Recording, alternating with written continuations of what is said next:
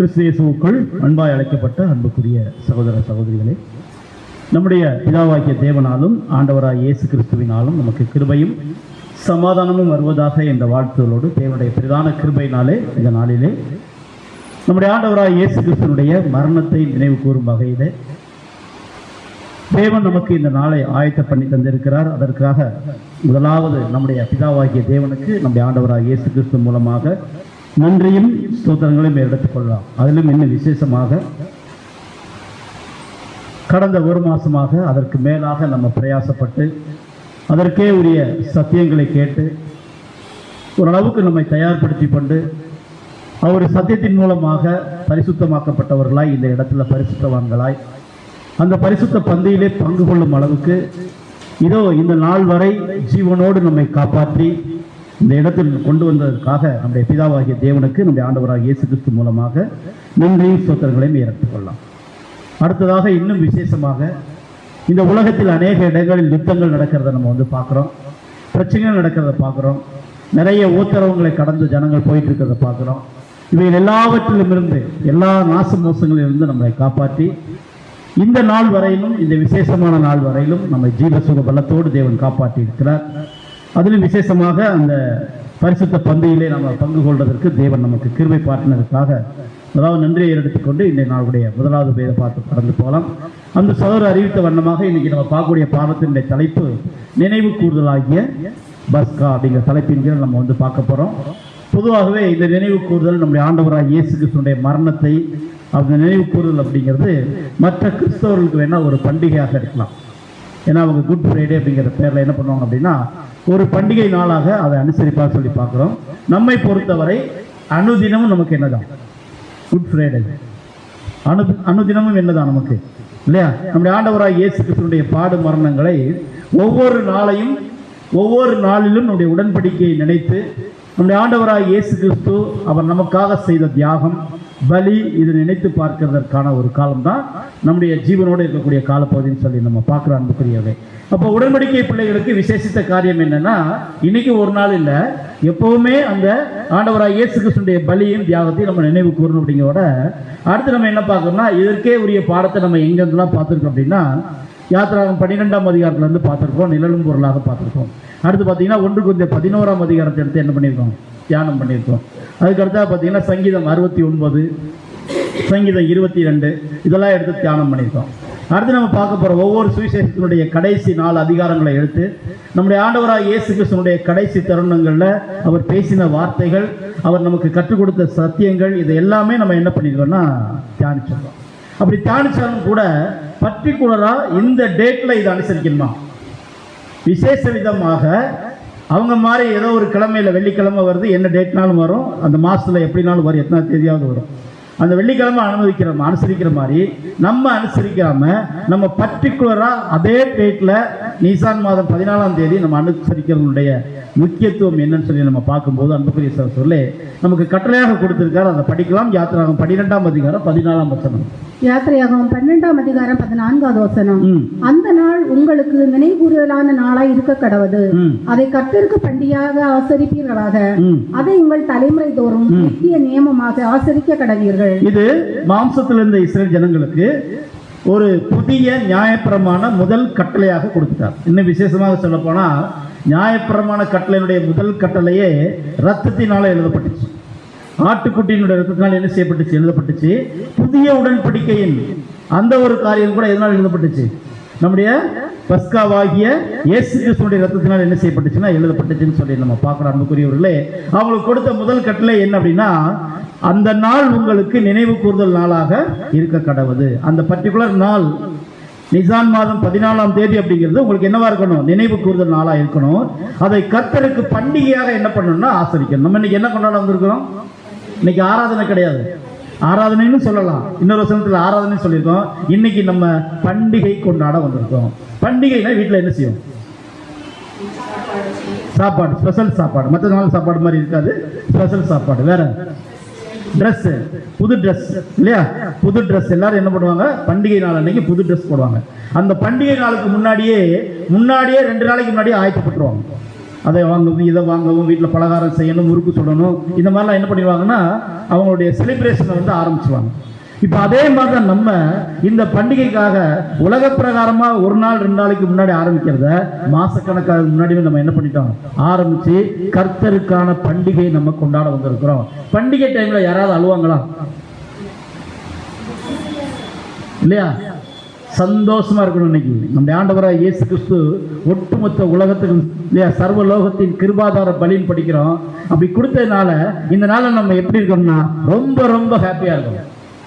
அன்புக்குரிய சகோதரர்களே, இந்த நாள் நமக்கு என்ன அப்படின்னா பண்டிகையாக ஆசரிக்க வேண்டிய நாள். அதை உங்கள் தலைமுறை தோறும் நித்திய நியமமாக நீங்க என்ன பண்ணணும், ஆசரிக்க. ஏன் இஸ்ரேல் ஜனங்களுக்கு வந்து அப்படி ஒரு கட்டளை கொடுத்துட்டாரு? இடையில விட்டுறக்கூடாது, அவங்க விட்டுறக்கூடாது. ஏன் விட்டுறக்கூடாது அப்படின்னா இதனுடைய பொருள் வர வரைக்கும் இவங்க கண்டிப்பா என்ன பண்ணி தான் ஆகணும், அனுசரிச்சு தான் ஆகணும். இடையில விட்டாங்கன்னா யோசியா ராஜா காலத்துல, எசேக்கியா ராஜா காலத்துல என்ன பண்ணிட்டாங்க, மிஸ் பண்ணிட்டாங்க. இன்னும் சொல்ல போனா நியாயப்பிரமாண புஸ்தகத்தை தொலைச்சு போட்டாங்க. அந்த அளவுக்கு கேர்லெஸ் நியாயப்பிரமாணத்தினுடைய முதல் கட்டளை பின்ன எப்படி அனுசரிப்பாங்க அவங்க? ஆனா இவ்வளவு கண்டிஷனா கொடுத்திருக்காரு, நீங்க தலைமுறை தோறும் நித்திய நியமமாக நீங்க என்ன பண்ணியணும், இதை கடைபிடிச்சு ஆகணும்னு சொல்லியிருக்கார். இப்ப நம்ம பார்க்கும்போது அன்புக்குரிய சகோதரர்களே, இப்ப உலக பிரகாரமான கிறிஸ்தவர்கள் கொண்டாடுறதுக்கும் நம்ம கொண்டாடுறதுக்கு நிறைய வித்தியாசம். நமக்கு என்னன்னா அதே நாள் அதே பர்டிகுலர் டேட்ல ஹீப்ரு கேலண்டர் படி என்ன பண்ணிடுவோம், நம்ம கொண்டாடுவோம். ஆனா இவங்க என்ன பண்ணான்னு சொல்லி நம்ம பார்க்கும்போது தேதி மாறுது, ஆனா கிழமை மட்டும் என்ன பண்ணாது, மாறாதுன்னு சொல்லி நம்ம பார்க்கிறோம். அன்புக்குரியவர்களே, அது அப்படி இருக்கட்டும். நம்ம என்ன பண்ணலாம் அப்படின்னா நமக்குரிய வேத பாடங்கள் நம்ம எப்படியெல்லாம் பார்த்துருக்கோம்னா 2 டைப்ல வந்து நம்ம பார்த்துருக்கோம். ஒன்று பார்த்தீங்க அப்படின்னா டெக்னிக்கல்னா என்ன அப்படின்னா அன்புக்குரியவர்களே, அந்த முறைமை செய்யக்கூடிய நாள் அது பர்டிகுலர் நாளில் தான் செய்யணும். அடுத்து பார்த்தீங்கன்னா யார் யார் இதை பண்ணணும் அப்படிங்கிற ஒரு காரியம் இருக்கு. அடுத்து என்னென்ன வச்சு இதை அனுசரிக்கணும், இதெல்லாம் பார்க்கறது வந்து டெக்னிக்கல். அடுத்து ஸ்பிரிச்சுவலா என்னன்னு சொல்லி நம்ம பார்க்கும்போது இந்த அப்பம் மற்றும் திராட்சரசத்தினுடைய ஞான அர்த்தங்கள், போதனைகள், கர்த்தராகிய இயேசு கிறிஸ்துவினுடைய பாடுகளை குறித்தான ஸ்பிரிச்சுவல் மீனிங், அதை குறித்த ஆழமான சத்தியங்கள், இதை என்ன பண்றது, இதை நம்ம தியானிக்கிறது 2 விஷயங்கள். ஒன்று வந்து ஸ்பிரிச்சுவல், இன்னொன்று வந்து பார்த்தீங்கன்னா டெக்னிக்கல். இந்த 2 பகுதியில தான் நம்ம பிரதர்ஸ் என்ன பண்ணுவாங்கன்னா சப்ஜெக்ட்ஸ் வந்து எடுப்பாங்க. அந்த வகையில் தான் நம்ம என்ன பண்ணிருக்கோம்னு சொல்லி நம்ம பார்த்தோம்னா இவ்வளவு நாள் பாடங்களை பார்த்துட்டே வரோம். அன்புக்குரியவர்களே, நினைவு கூறுதல் ஆகிய பஸ்கா அப்படின்னு ஒரு தலைப்பு வச்சோம் அப்படின்னா அந்த நினைவு கூறுதல் அப்படின்னா என்ன? இது வேற வார்த்தையில எப்படி சொல்லலாம்? நினைவு கூறுதல் அப்படின்னா எப்படி சொல்லலாம்? ஞாபகம் வைக்கிறது, ஞாபகார்த்தம் பண்றது வேற, சிந்தையில வைக்கிறது. கேட்டா எப்பவுமே சிந்தையில இருக்கு, வேற எப்படி சொல்லலாம்? இந்த 2 தான், வேற விளக்கம் வந்து சொல்ல முடியாது. ஞாபகத்தில் வைக்கணும். எப்போ ஞாபகத்தில் வைக்கணும்? ஜனவரி மாதம் 1ஆம் தேதி பிறந்த உடனே இந்த வருஷம் நமக்கு பஸ்கா எப்போ? அப்போ ஜனவரி மாதத்துக்கு முன்னாடி அதை பற்றி நினைச்சு பார்க்க வேண்டியது இல்லையா? அப்படின்னா எப்பவுமே நம்ம என்ன பண்ணோம், ஒவ்வொரு நாளும் அதை நினைவு கூற வேண்டியவர்களா நம்ம இருக்கோம்னு சொல்லி நம்ம பார்க்குறோம். அன்புக்குரியவர்களே, இஸ்ரேல் ஜனங்களுக்கு நிறைய கட்டளைகளை கொடுத்தார். அவங்க இப்படிதான் என்ன பண்ணணும், பந்தியை அனுசரிக்கணும்னு சொல்லி நிறைய கட்டளைகள் கொடுத்தாலும் கூட அதுல முக்கியமா என்ன கட்டளை கொடுத்துட்டாருன்னா குறித்த காலத்தில் இஸ்ரேல் ஜனங்கள் என்ன பண்ணி ஆகணும், அந்த பண்டிகை அனுசரிச்சு ஆகணும் இல்லையா? அப்ப எல்லாத்தையும் செய்யிட்டு நாளை மாத்திட்டா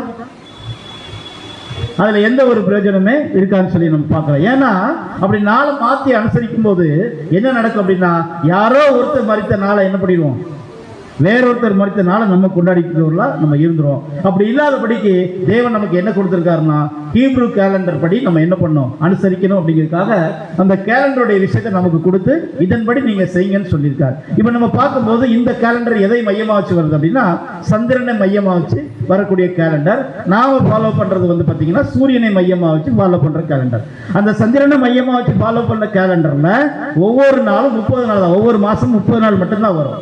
தேய்பிறை 15 நாள், வளர்பிறை 15 நாள், அதுல எந்த மாற்றமே இருக்காது.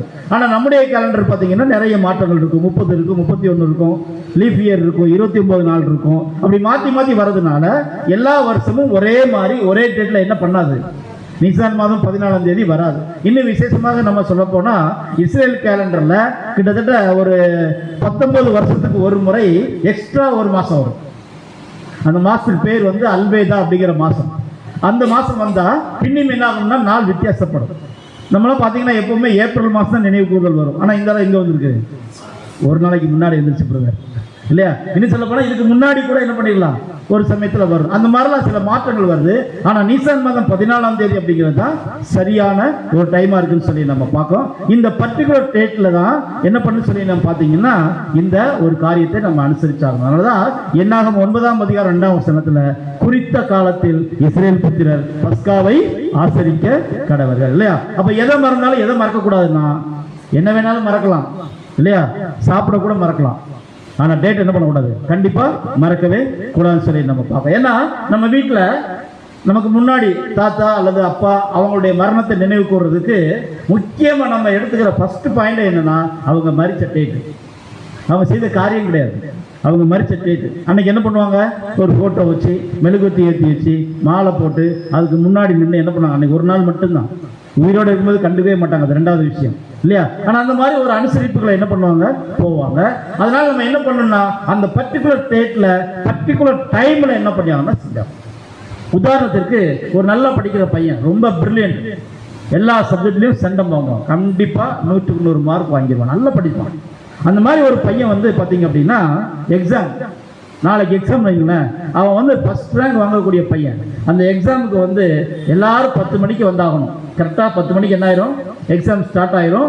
9:30 மணிக்கு உள்ள இருக்கணும். ஏன்னா ஹால் டிக்கெட் எல்லாம் செக் பண்ணுறதுக்கு எல்லாம் பண்ணி ஆகணும். அப்படி பண்ணும்போது இந்த பையன் கண்டிப்பாக அத்தனை மணிக்கு என்ன டைமோ அந்த டைமுக்கு என்ன பண்ணி ஆகணும், அங்கே இருக்கணும். இவன் எல்லாம் படிச்சிருக்கிறான், நான் நல்லா படிச்சுட்டேன், எல்லாத்தையுமே நான் எதுக்குனாலும் சீக்கிரமாக எழுதி என்ன பண்ணிடுவேன், நான் பாஸ் ஆயிடும்னு சொல்லிட்டு 11 மணிக்கு எக்ஸாம் போனால் அப்படி இருக்கும்.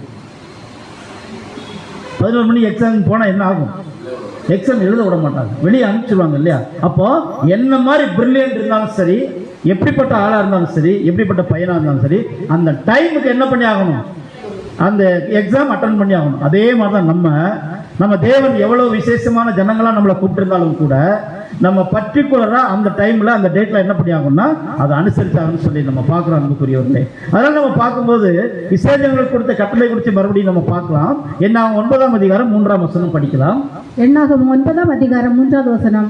இந்த மாதம் 14ஆம் தேதி அந்தி நேரமான வேளையாகிய குறித்த காலத்தில் அதை ஆசரிக்க கடவீர்கள். அப்ப இந்த மாதம் 14ஆம் தேதி அந்தி நேரம் ஆகிய, அந்தி நேரம்னா எத்தனாவது மணி நேரம், ஒரு 6 மணிக்கு மேல எடுத்துக்கலாம் இல்லையா, 6 மணிக்கு மேல, அது அந்தி நேரம் ஆகிய வேலையாகிய குறித்த காலத்திலே அதை ஆசரிக்க கடவீர்கள். அடுத்து அதற்குரிய எல்லா கட்டளையின் படியையும் முறைமைகளின் படியையும் அதை ஆசரிக்க கடவீர்கள். ரொம்ப முக்கியம், குறித்த காலம் மட்டுமல்ல, அது ஃபர்ஸ்ட் பாயிண்டா இருந்தாலும் கூட அதை எல்லா முறைமைகளின் படி என்ன பண்ணி ஆகணும், கண்டிப்பா செஞ்சே ஆகணும் இல்லையா. அதை ஆசரிக்கணும் அப்படிங்கிறதுக்கு கரெக்டா அதை கொடுத்துட்டாருன்னு சொல்லி நம்ம பார்க்கிறோம்.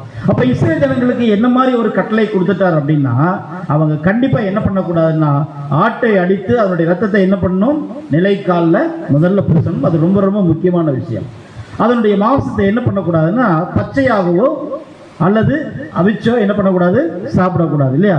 ஏன் பச்சையா சொல்லியிருக்காரு, பச்சையா சாப்பிட்றவங்க அவங்க இருந்திருக்கிறாங்க. அப்படி யாரும் இல்லை, அந்த ஒரு முறைமையே இல்லை அப்படின்னா பச்சையை பற்றி அவர் என்ன பண்ண மாட்டார், கறியை பச்சை யாராவது சாப்பிடணும், நம்ம சாப்பிட முடியுமா, சாப்பிட முடியாது இல்லையா. ஆனால் பச்சையா சாப்பிட்ற சனங்கள் இருந்ததுனால நீங்கள் அதை ஃபாலோ பண்ணிடாதீங்க.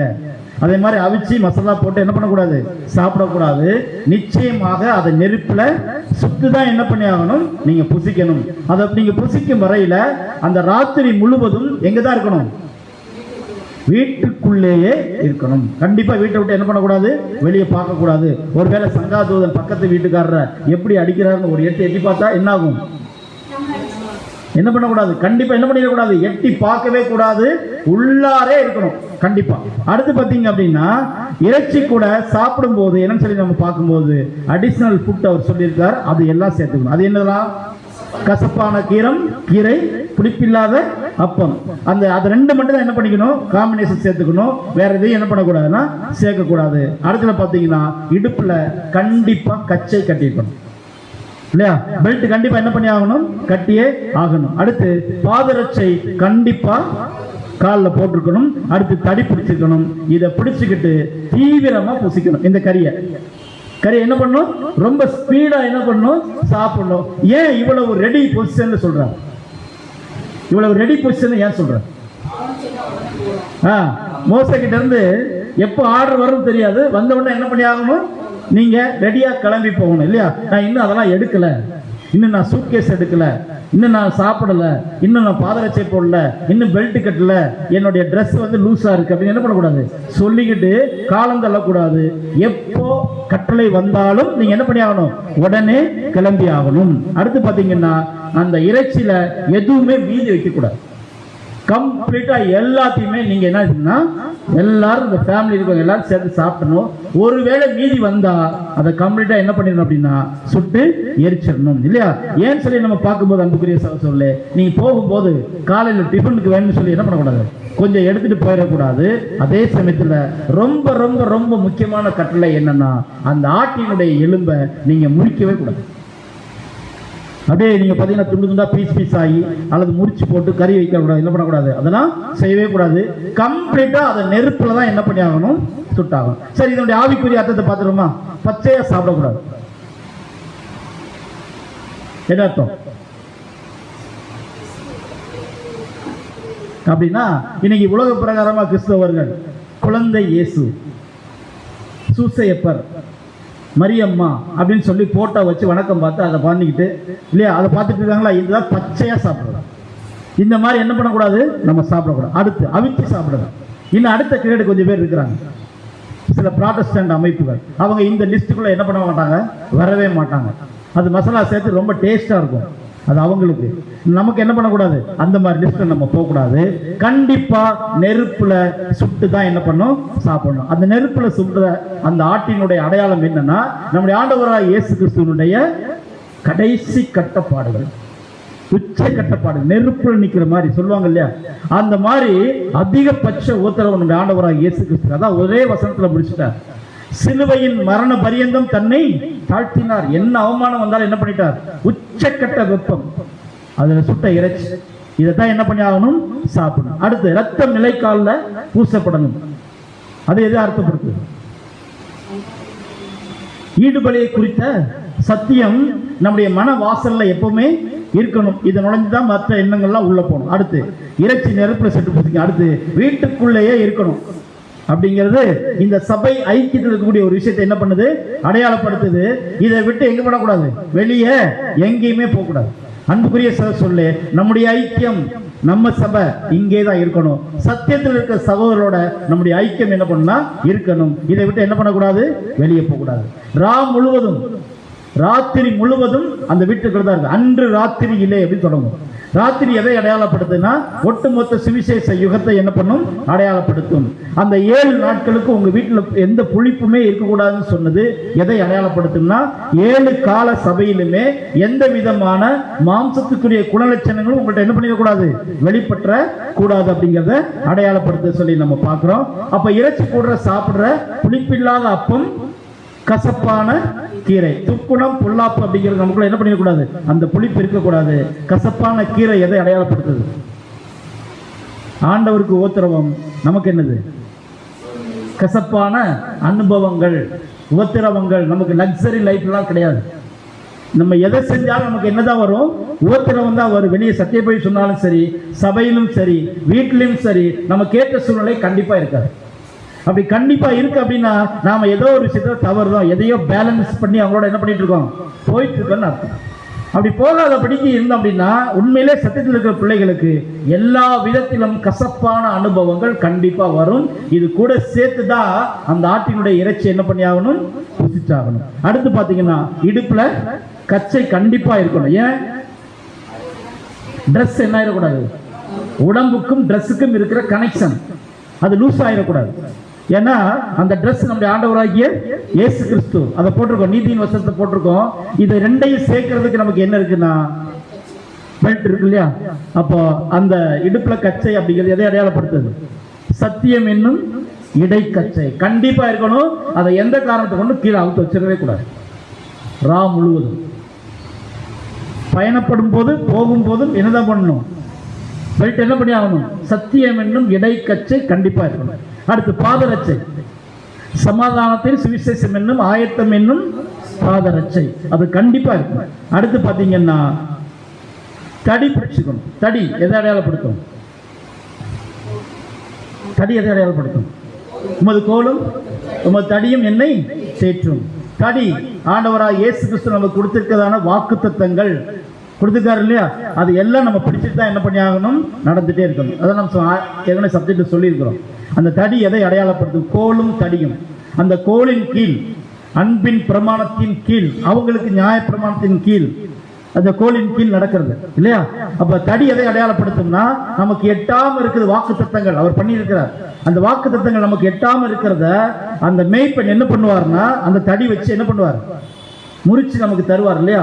அதுதான் தடி அடையாளப்படுத்துன்னு சொல்லி நம்ம பார்க்கிறோம். அன்புக்குரியவர்களே, அடுத்து தீவிரமா புசிக்கணும், ரொம்ப ஸ்பீடா இருக்கணும், சோர்வா இருந்துடக்கூடாது, அசந்திரக்கூடாது. எந்த காரணத்தை கொண்டும் சோர்வா என்ன பண்ணிடக்கூடாது, இருந்துடக்கூடாது. இந்த சுவிசேஷ யுகத்துல நம்ம பயணிக்கிற கடைசி நாள் வர ரொம்ப உற்சாகமா பயணம் பண்ணணும். எந்த ஒரு சோர்வும் எந்த சூழ்நிலையும் இதை பொறுத்து நான் பிரதர் எனக்கு இந்த மாதிரி பிரச்சனை இருக்கு, சோர்வா இருக்க சொல்லக்கூடாது.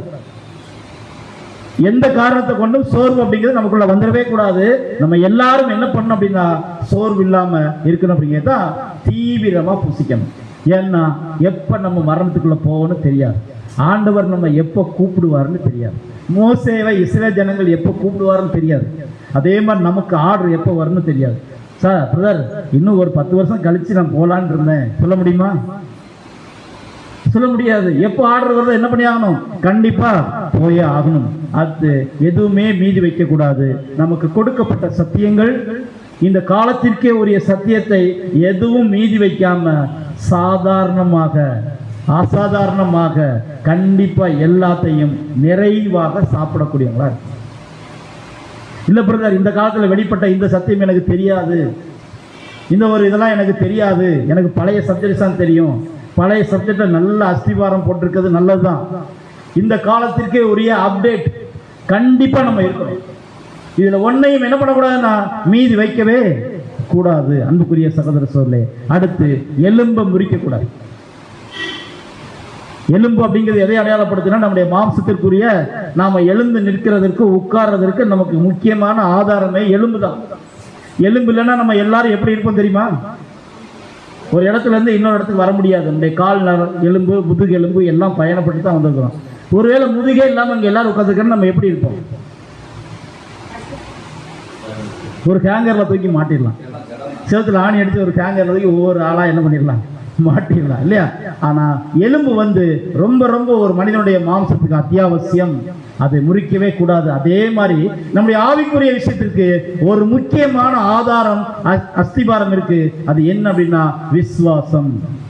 அந்த எலும்பை என்ன பண்ணிடக்கூடாது, என்னைக்குமே நம்ம முறிச்சு போட்டவே கூடாது. என்ன சூழ்நிலைகள் வந்தாலும் அந்த விசுவாசத்துல, இன்னும் சொல்ல போனா மகா பரிசுத்தமான விசுவாசத்துல நம்ம என்ன இருக்கணும், நிலைச்சிருக்கணும் கடைசி வரை. அன்புக்குரியவர்களே, எலும்பு என்ன செய்யக்கூடாது, முறிக்கவே கூடாதுன்னு சொல்லி நம்ம பார்க்கிறோம். இதையெல்லாம் மாம்சத்துக்குரிய பிரகாரமாக இஸ்ரேல் ஜனங்கள் என்ன ஆயிட்டாங்க அப்படின்னா அதை அனுசரிச்சாங்கன்னு சொல்ல பார்க்கிறோம். அன்புக்குரியவர்களே, அது மட்டும் இல்ல, இதை சொன்ன மாதிரியே இஸ்ரேல் ஜனங்கள் தலைமுறை தோறும் அதை என்ன பண்ணியாகணும், அனுசரிச்சாகணும். இது நம்ம கூட என்ன பண்ணிட்டு இருக்கிறோம், நம்முடைய ஆண்டவராகிய இயேசு கிறிஸ்துவினுடைய அந்த நிஜமான பஸ்காவை நம்முடைய வாழ்நாள்ல, இதுக்கு முன்னாடி சுவிசேஷ யுகத்தில் ஆரம்பிச்சு அப்போஸ்தலர் காலத்துல இருந்து இது என்ன பண்ணிட்டே இருக்கோம்னா, இந்த கடைசி காலம் வரை சத்தியத்தில் இருக்க தேவனுடைய பிள்ளைகள் நியாயமாக அதை அனுசரிச்சுட்டு இருக்காங்கன்னு சொல்லி நம்ம பார்க்கிறோம். அன்புக்குரியவர்களே, பாருங்க, இதை குறித்து அப்போஸ்தலனாகிய பவுல் ரொம்ப தெளிவா சொல்றதை நம்ம கவனிக்கலாம். வசனம் படிங்க.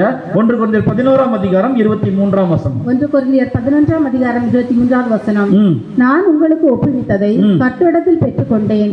என்னவெனில், கர்த்தராகிய இயேசு தாம் காட்டிக் கொடுக்கப்பட்டு அன்று ராத்திரியிலே அப்பத்தை எடுத்து, பாருங்க, இது அப்போஸ்தலனாகிய பவுல் ரொம்ப தெளிவா சொல்றார். ஏன் சொல்றாருன்னா, முக்கியமா முதல்ல ஒரு வார்த்தை சொல்றார், நான் உங்களுக்கு ஒப்புவித்ததை கர்த்தரிடத்தில் என்ன பண்ணிட்டேன், பெற்றுக்கொண்டேன். ஏன் இந்த வார்த்தை சொல்றார் தெரியுமா? நான் மனுஷனால் போதிக்கப்பட்டவன் அல்ல அப்படிங்கிற ஒரு காரியம் இருந்தாலும் கூட அது ஒரு பாயிண்ட் தான். ஏன்னா இது ஆண்டவராகிய இயேசு செய்யும் போது பவுல் அங்க இல்லை. அப்ப நீங்க யார்கிட்ட கேட்டீங்கன்னு அடுத்த கேள்வி வரும். அதை முதல்ல சொல்லிட்டாங்க, நான் எந்த மனுஷத்தை என்ன பண்ணல, இதை பெற்றுக்கொள்ளல, நான் உங்களுக்கு ஒப்புவித்ததை கர்த்தரிடத்தில் என்ன பண்ணிட்டேன், பெற்றுக்கொண்டேன். அது என்னவெனில், கர்த்தராகிய இயேசு தாம் காட்டிக் கொடுக்கப்பட்ட அன்று ராத்திரியிலே அப்பத்தை எடுத்து. அப்ப நம்ம கூட எதை நினைவு கூறுறோம் அப்படின்னா, நம்ம ஆண்டவராகிய இயேசு கிறிஸ்து சிலுவையில் மரித்த அந்த டைம் நினைவு கூறல, அவர் மரிச்சதை நினைவு கூறுறோம்.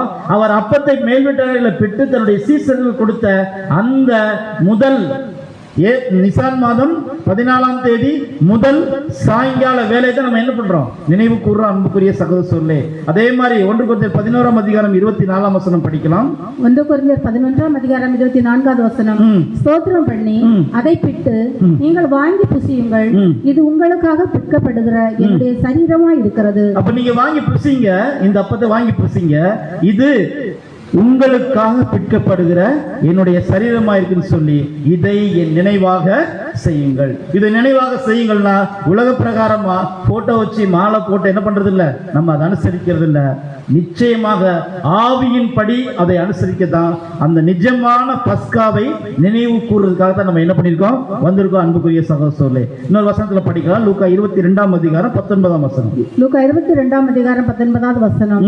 பின்பு அவர் அப்பத்தை எடுத்து ஸ்தோத்திரம் பண்ணி அதை பிட்டு அவர்களுக்கு கொடுத்து, இது உங்களுக்காக கொடுக்கப்படுகிற என்னுடைய சரீரமா இருக்கிறது, என்னை நினைவு கூறும்படி இதை செய்யுங்கள் என்றார். அப்போ ஆண்டவராக இயேசு கிறிஸ்து செஞ்ச விஷயத்தை லூக்கா எழுதுறார் ரொம்ப கிளியரா. எப்படி எழுதுறாரு சொல்லி நம்ம பார்க்கும்போது, அவர் அப்பத்தை எடுத்து ஸ்தோத்திரம் பண்ணி அதை பிட்டு அவர்களுக்கு கொடுத்து, இது உங்களுக்காக கொடுக்கப்படுகிற என்னுடைய சரீரம். இதை முதல்ல நம்ம என்ன பண்ணிக்கலாம், ஞாபகத்தில் வச்சுக்கலாம். இதை நினைவு கூறும்படி இதை செய்யுங்கள். அடுத்த வருஷத்துல பார்க்கும்போது, போஜனம் பண்ணின பின்பு அவர் அந்தபடியே பாத்திரத்தையும் கொடுத்து, இந்த பாத்திரம் உங்களுக்காக சிந்தப்படுகிற என்னுடைய இரத்தத்தினாலாகிய புதிய உடன்படிக்கை.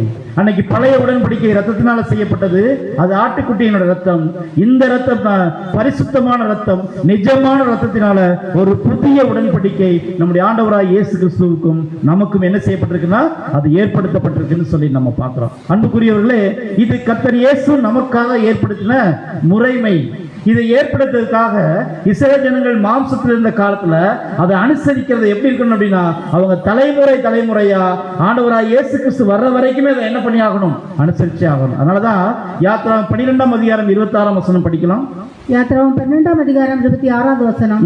அப்பொழுது உங்கள் பிள்ளைகள் இந்த ஆராதனையின் கருத்து என்ன என்று உங்களை கேட்டால், நீங்க தலைமுறை செய்யும் போது உங்க பிள்ளைகள் என்ன பண்ணுவாங்க, இதனுடைய கருத்து என்னன்னு சொல்லி என்ன பண்ணுவாங்க, கேட்பாங்க. ஏன் இதை நீங்க வருஷம் பண்ணீங்க அப்படின்னு சொல்லி என்ன பண்ணுவாங்க, கேட்பாங்க. அப்படி கேட்டால் நீங்க என்ன சொல்லணும் அப்படின்னு சொல்லி நம்ம பார்க்கும்போது, அன்புக்குரியவர்களே, முக்கியமான ஒரு விஷயத்தை ஞாபகப்படுத்துறோம். அதை நம்ம படிக்கலாம். யாத்திராகமம் 12ஆம் அதிகாரம் 27ஆம் வசனம். யாத்திராகமம் 12ஆம் அதிகாரம் 27வது வசனம். இது கர்த்தருடைய பஸ்காவாகிய பலி. இது யாருடைய பலி? கர்த்தருடைய பஸ்காவாகிய பலி. இதை சொல்லிதான் இஸ்ரவேல் ஜனங்கள் தங்களுடைய பிள்ளை என்ன பண்ணணும், வளர்க்கணும் இல்லையா?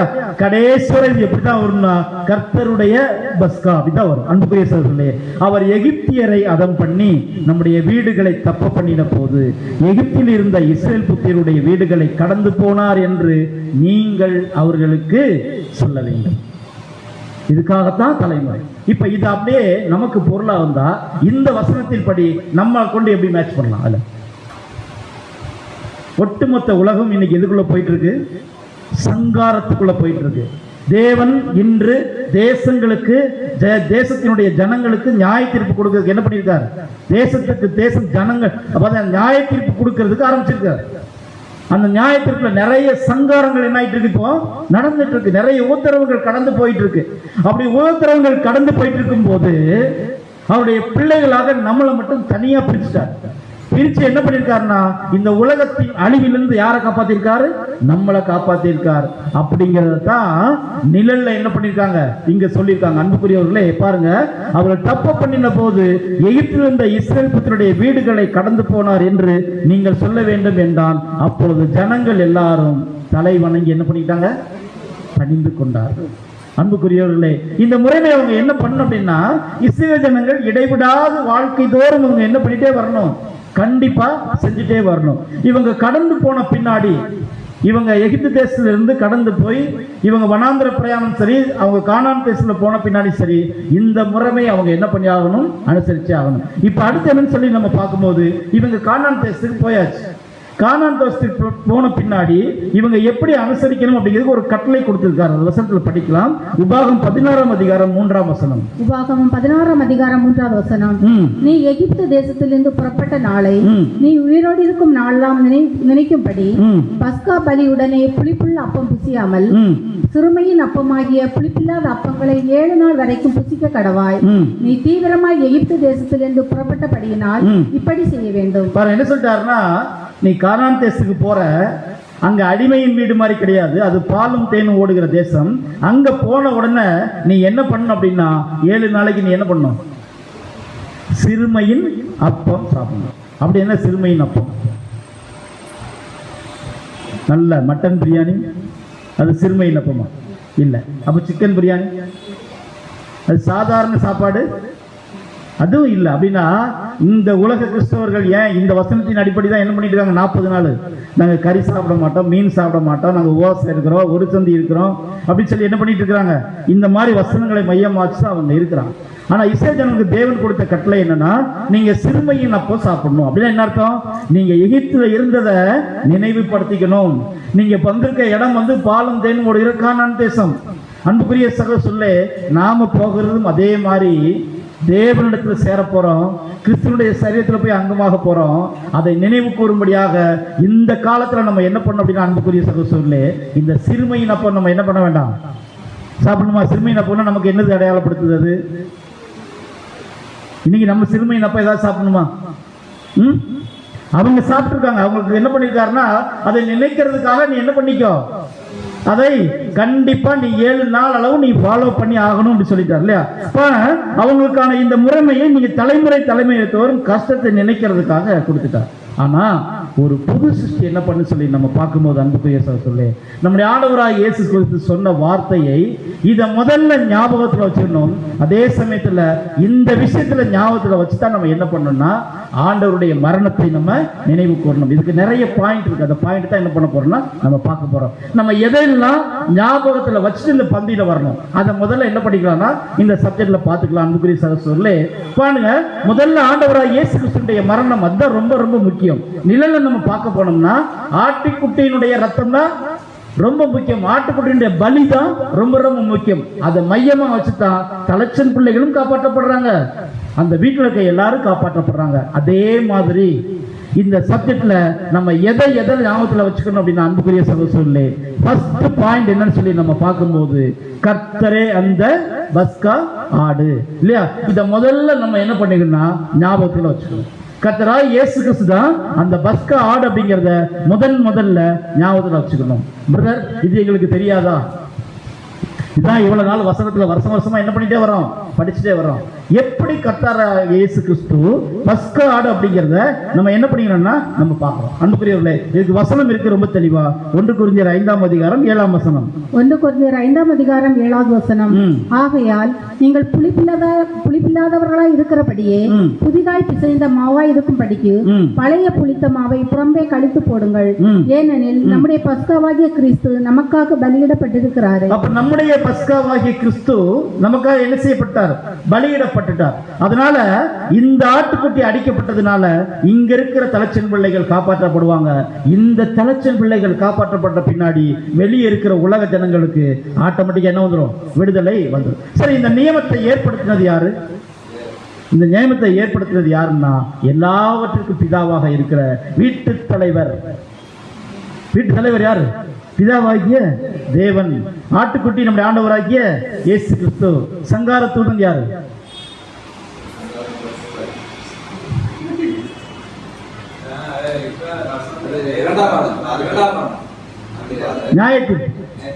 ஜட்ஜ்மெண்ட், தேவனுடைய ஜட்ஜ்மெண்ட் உலகத்துல கடந்து வரும்போது, சங்காரத்துடன் வரும்போது, ஏன்னா அது எகிப்து தேசம் முழுவதும் போது, உலகம் முழுவதும் வருகிறதான தேவனுடைய நியாய தீர்ப்பு.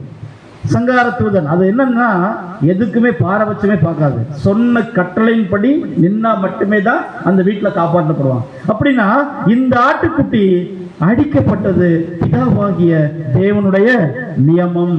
இதை எப்படி கொடுத்திருக்காருன்னா, அப்போஸ்தலனாகிய பவுல் எபிரேயர் எழுதும்போது ரொம்ப கிளியரா கொடுத்துட்டார். வசனத்தில் நம்ம படிக்கலாம். எபிரேயர் 1ஆம் அதிகாரம் 1ஆம் வசனம். சாரி, எபிரேயர் 1:1 பூர்வ காலங்களில் பங்கு பங்காகவும் வகை வகையாகவும் தீர்க்கதரிசிகள் மூலமாய் பிதாக்களுக்கு திருவுளம் பற்றின தேவன். முதல்ல தீர்க்கதரிசிகளை கொண்டும் பிதாக்களை கொண்டும் தேவன் பேசினார்.